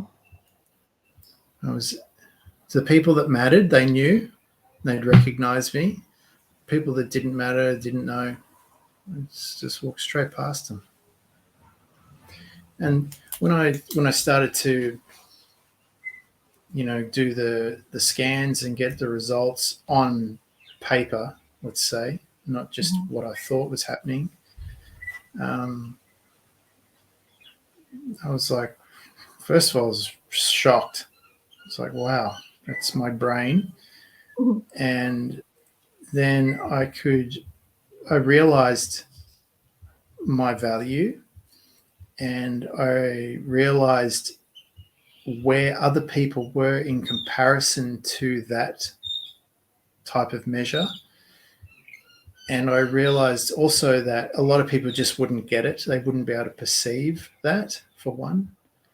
And I also learned a lot of people freaked out. A lot of people freaked out. 1 minute they were my friends, and then the next minute I was like, had two heads. A freak. I was a freak. They were scared. Mm-hmm. And so people who, you know, when it comes to recognition, being noticed, there's certain people you don't want to notice you. You know, there's some kind of there's attention you definitely don't want. You know, when you get into it, you know, people are like, I want to do this, I want to be recognized, I want everyone to know who I am. So yeah, there's a lot of people you don't want to know who you are. Better they don't you don't even register energetically. They can't even see you.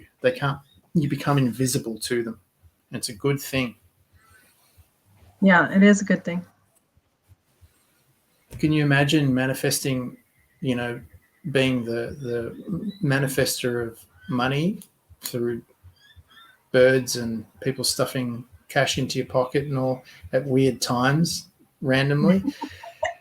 If everyone knew you were that person, people would just follow you around all the time, wouldn't they? With their hands out, going, and giving you, I need it. I've got the worst sob story. All these weird people would be clinging to you like leeches. You don't want that. So invisibility is good. It's only when you don't want to be invisible, it's a problem. But don't worry, like the people that are able to see your gifts and who you really are will see you. And then you won't even have to worry about it. So, but reality is that it's not, the pool gets smaller the higher in energy you get. Yes. It's not because there's no room at the top. Actually, there's more room than at the lower frequencies, but not many people actually get up there. And it's not because they can't or they're incapable, it's just because they don't and they won't. And that's all there is to it. Yeah. And I've noticed that with my community, being invisible gives you the ability to kind of lurk easier and not having the attention about the celebrity, and you can get easier to the right people. Absolutely. Yeah. People think, if I'm really popular, everyone will sort of open the doors for me. It's like, well, but if you're invisible, then no one even knows you're going through the door. They can't stop you from going through the door because they can't see you. And they can't question you, and they can't bring down your energy. Exactly. They can't interrupt you or put doubt into you. Or, when I was talking about the aviation before, the SR-71, the Blackbird, which is an old plane, right? By today's standards, it's like a classic car, right? No one knew it existed for like 10, 20 years. And they kept it that way, right? And even now, like the B-2 bomber, the Triangle, like that popped out in late 80s, early 90s or something. How long was that in service for before anyone knew it actually existed? What have they got now that no one even knows exists? All kinds of things. And, I used to think, new thing, like everyone should know about this. It's like, not everyone should know about it. So let's put it in more perspective. You have this ability to manifest cash, let's say, or whatever it is. Let's say it's money because everyone wants it. Not everyone admits that they want it, right? So you think, what a great ability. It could change the world. It could stop hunger. It could house the homeless. It could do all these wonderful things. We could have great technology medically and people wouldn't have to suffer. So, yeah, okay. But what if someone who hadn't done the spiritual work to attain that ability was given the ability? Well, they probably abuse it by spending it on stupid things, first of all. And then, if they felt like they were losing control or they weren't getting the most attention, maybe they'd go into doing even worse things like paying people to, hurt other people. So you would definitely not want them to see you to even try to figure out how you did what you did. So everything, what's the story? Energy can be, electricity can be used to cook a man's meal, or it can be used to cook the man. So everything can be used the wrong way.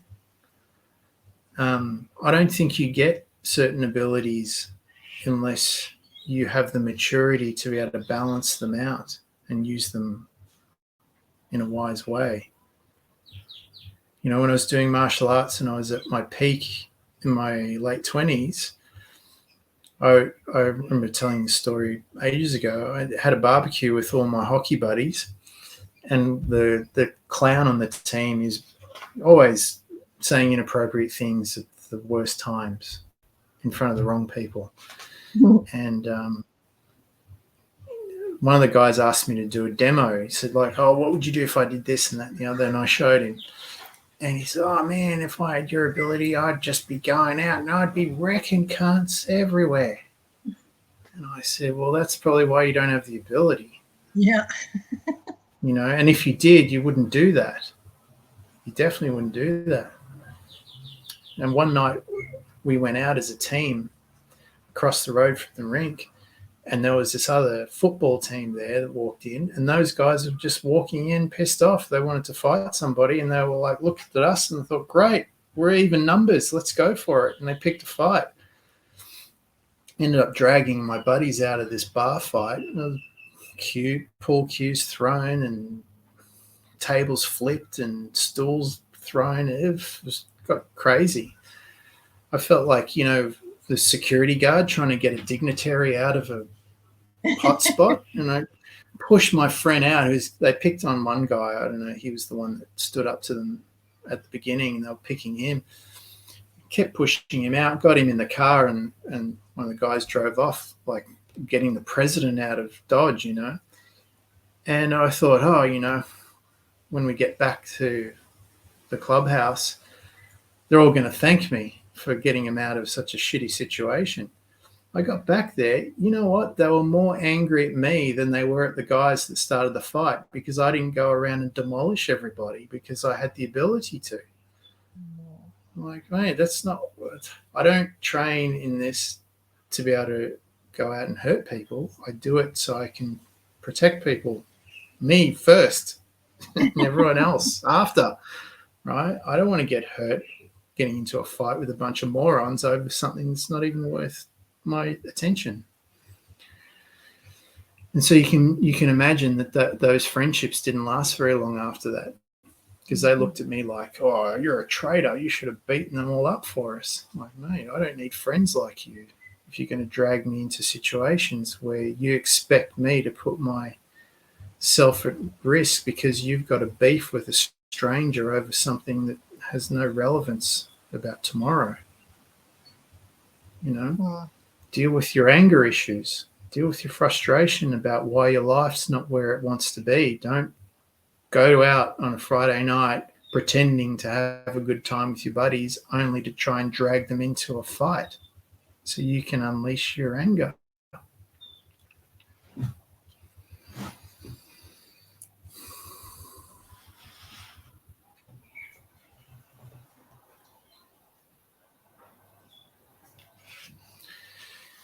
So, how do you start to receive? Yeah, quietly at first. Do it invisibly. Don't tell anyone. Just do it. Like when I manifest a fox, yeah, I post it up for you guys. Not all the time, but a lot of the time, just like, oh, you did it again.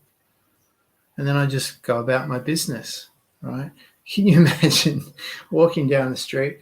I see the fox on the, you know, in the shopping center and pop up, and I go up to a stranger. Guess what?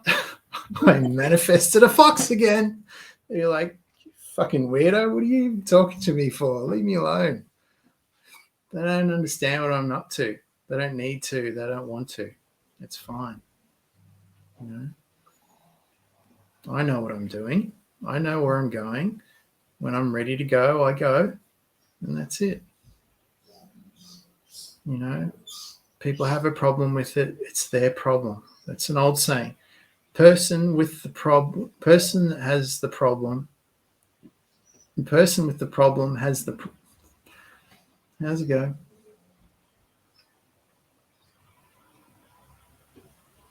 Person with the problem is the problem, has the problem. It's their problem. You get what I'm talking about. It's their problem. All right. Yeah. Don't get hung up on them. Just do what you do. One day you'll be so good at it that they can't stop you anyway. They wouldn't want to get in your way.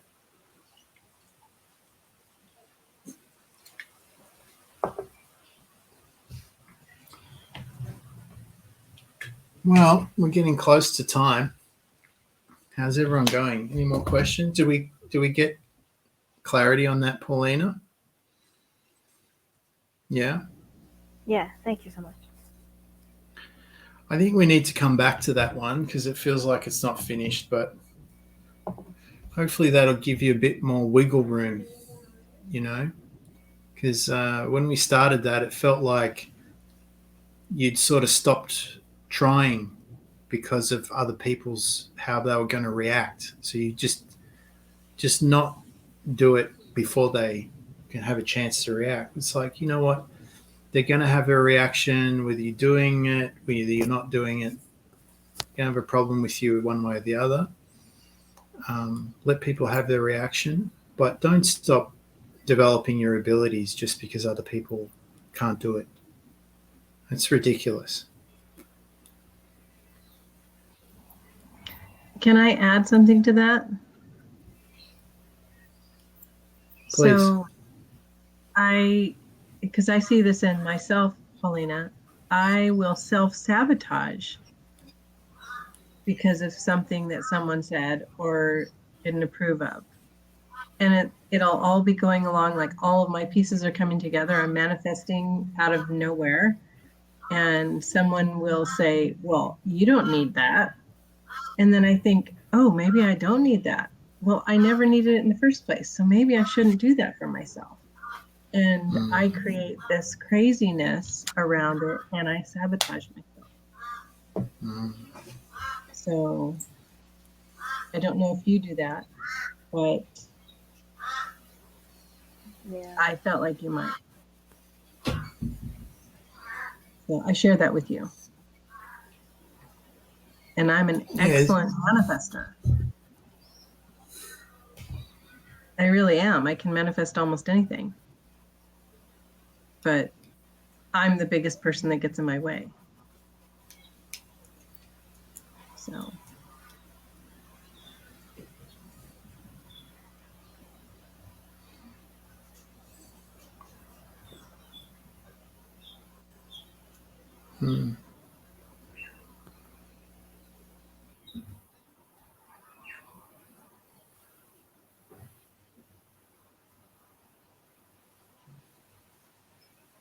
What do you say to that, Paulina?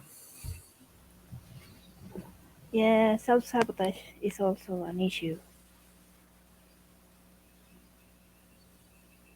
I can recognize it now, which is a big deal, right?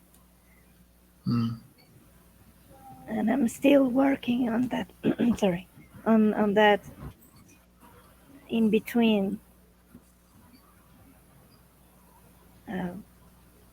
Like I know I'm sabotaging myself, but like, how do you break it?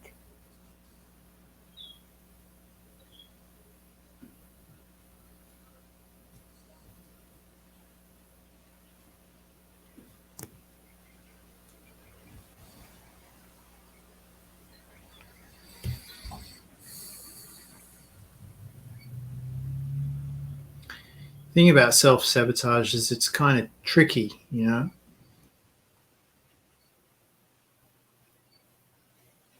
You've almost got to trap it before you can break it.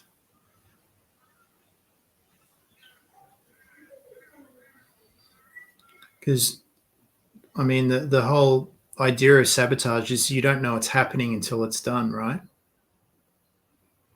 Because if you knew it was coming, you'd do something about it. So when you're doing that to yourself, it's difficult, yeah?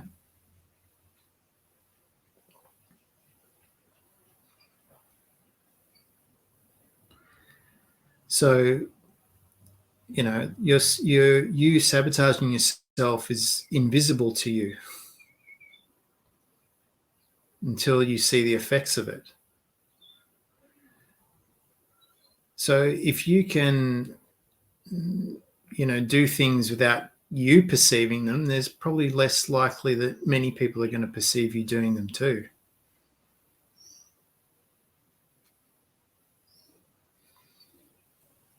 So it's kind of presupposes you've already mastered invisibility to a degree, at least in terms of people not being aware of, registering certain things about you. So instead of turning that ability on yourself to be destructive to yourself, maybe just use it to build the life that you really want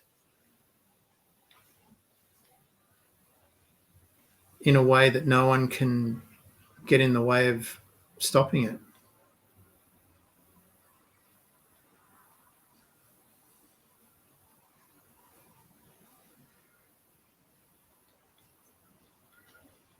I guess, the question is, are you willing to have the life that you want to create, but no one know that you've got it?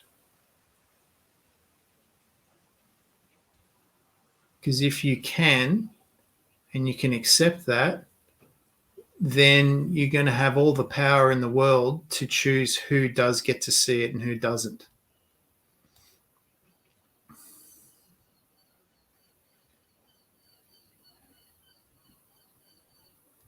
So I guess just to add to that, I remember recently watching the Breaking Bad series. Has everyone seen that, Breaking Bad? One thing I really thought was cool about what did they call his character? What did he call himself? Walter White. Walter White. Yeah. What did he call himself? The gangster name. You know what I'm talking about. Yeah. I don't remember. It'll come. Yeah, Walter White. So he's making all this meth, and he's basically taking over all the distribution networks of the whole world. And he's doing it from suburbia, and he's driving a Yaris. Right? No one even knows. No one even knows. It would even, his brother-in-law is the head of the DEA, and he's having dinner with him. He doesn't even know. It's the biggest drug dealer on the planet. Right? And I just thought, you know what? That's pretty fucking cool. Not the drug dealer part, just how invisible he is to everybody. No one had any idea. Another example was Ben Affleck in The Accountant. That was awesome as well. Right? So you can have everything and no one even suspect you've got it. It's like The Millionaire Next Door. That book was so popular. I think that's a lot cooler than someone who flaunts their wealth. These princes in the Middle East who have golden yachts and, Bugattis in 10 different colors for every day of the week. Yeah, great. But I don't know. I think it's a lot cooler, this anonymity, and when you want to, and then you can show yourself, and then you can amaze people if you want to, and then you can go back to blending in. It's nice to be able to switch it on and off. Could you imagine having to be like a celebrity 24/7? Saw a picture of in the feed there, and you see all these pictures of celebrities, and some are smiling, and you see Brad Pitt in with his kids in the toy section, like this, to the paparazzi. And I thought, how this poor guy, he's trying to go shopping with his kids for toys or whatever, and he's being photographed. He's like, come on, man, I'm with my kids. Leave me alone. There's some things that should be sacred, and that they're just not respecting boundaries. So I know it's frustrating when you're so good at being invisible that you can't even see yourself. You know, it's tough. But like I was saying before, when I did the workshops, I got the brain scan. I got to see my brain on a screen in front of 500 people, and I was like, "Holy shit, that's my brain." You know, that's what I was aspiring to be like, and that's me. And so, you know, and you know, it was even cooler than that. The person sitting next to me didn't know who it was. They were like, "Oh, wow, that's impressive." I'm like, "Yeah, it is, isn't it? Wonder whose brain that is." I'm like, "Oh, I don't know." Oh, yeah, must be really good looking. His brain looks like that. Imagine what the rest of him looks like. You know, you can play with it. You can have fun. You can have fun. If no one knows who you are.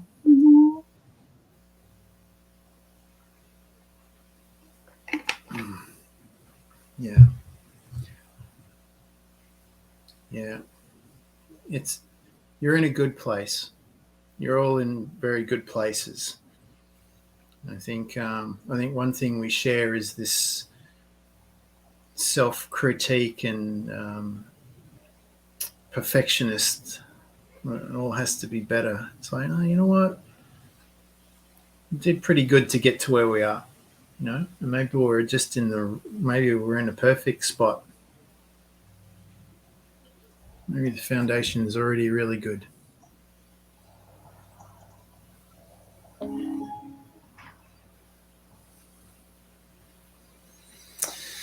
And with that, I think we'll wrap it up unless anyone has anything left to say. Any last questions? No. Andrea's almost crashing out. What time is it where you are, Andrea?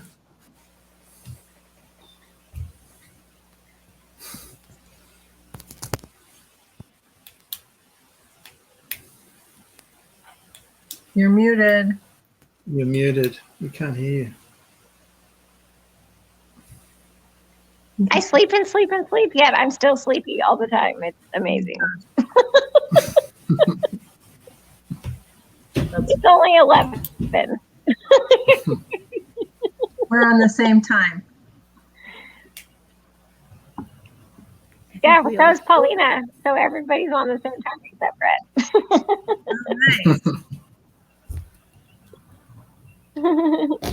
Thank you, guys. Yeah, thank you. Thanks for showing up. Thanks for sharing. That was good. Thank you, Brett. Yeah. I appreciate all of you. Yeah. Thanks. All right. See you later, everybody. Thank you. See you next time. I look forward to it. Thanks. Yeah. Bye. Bye.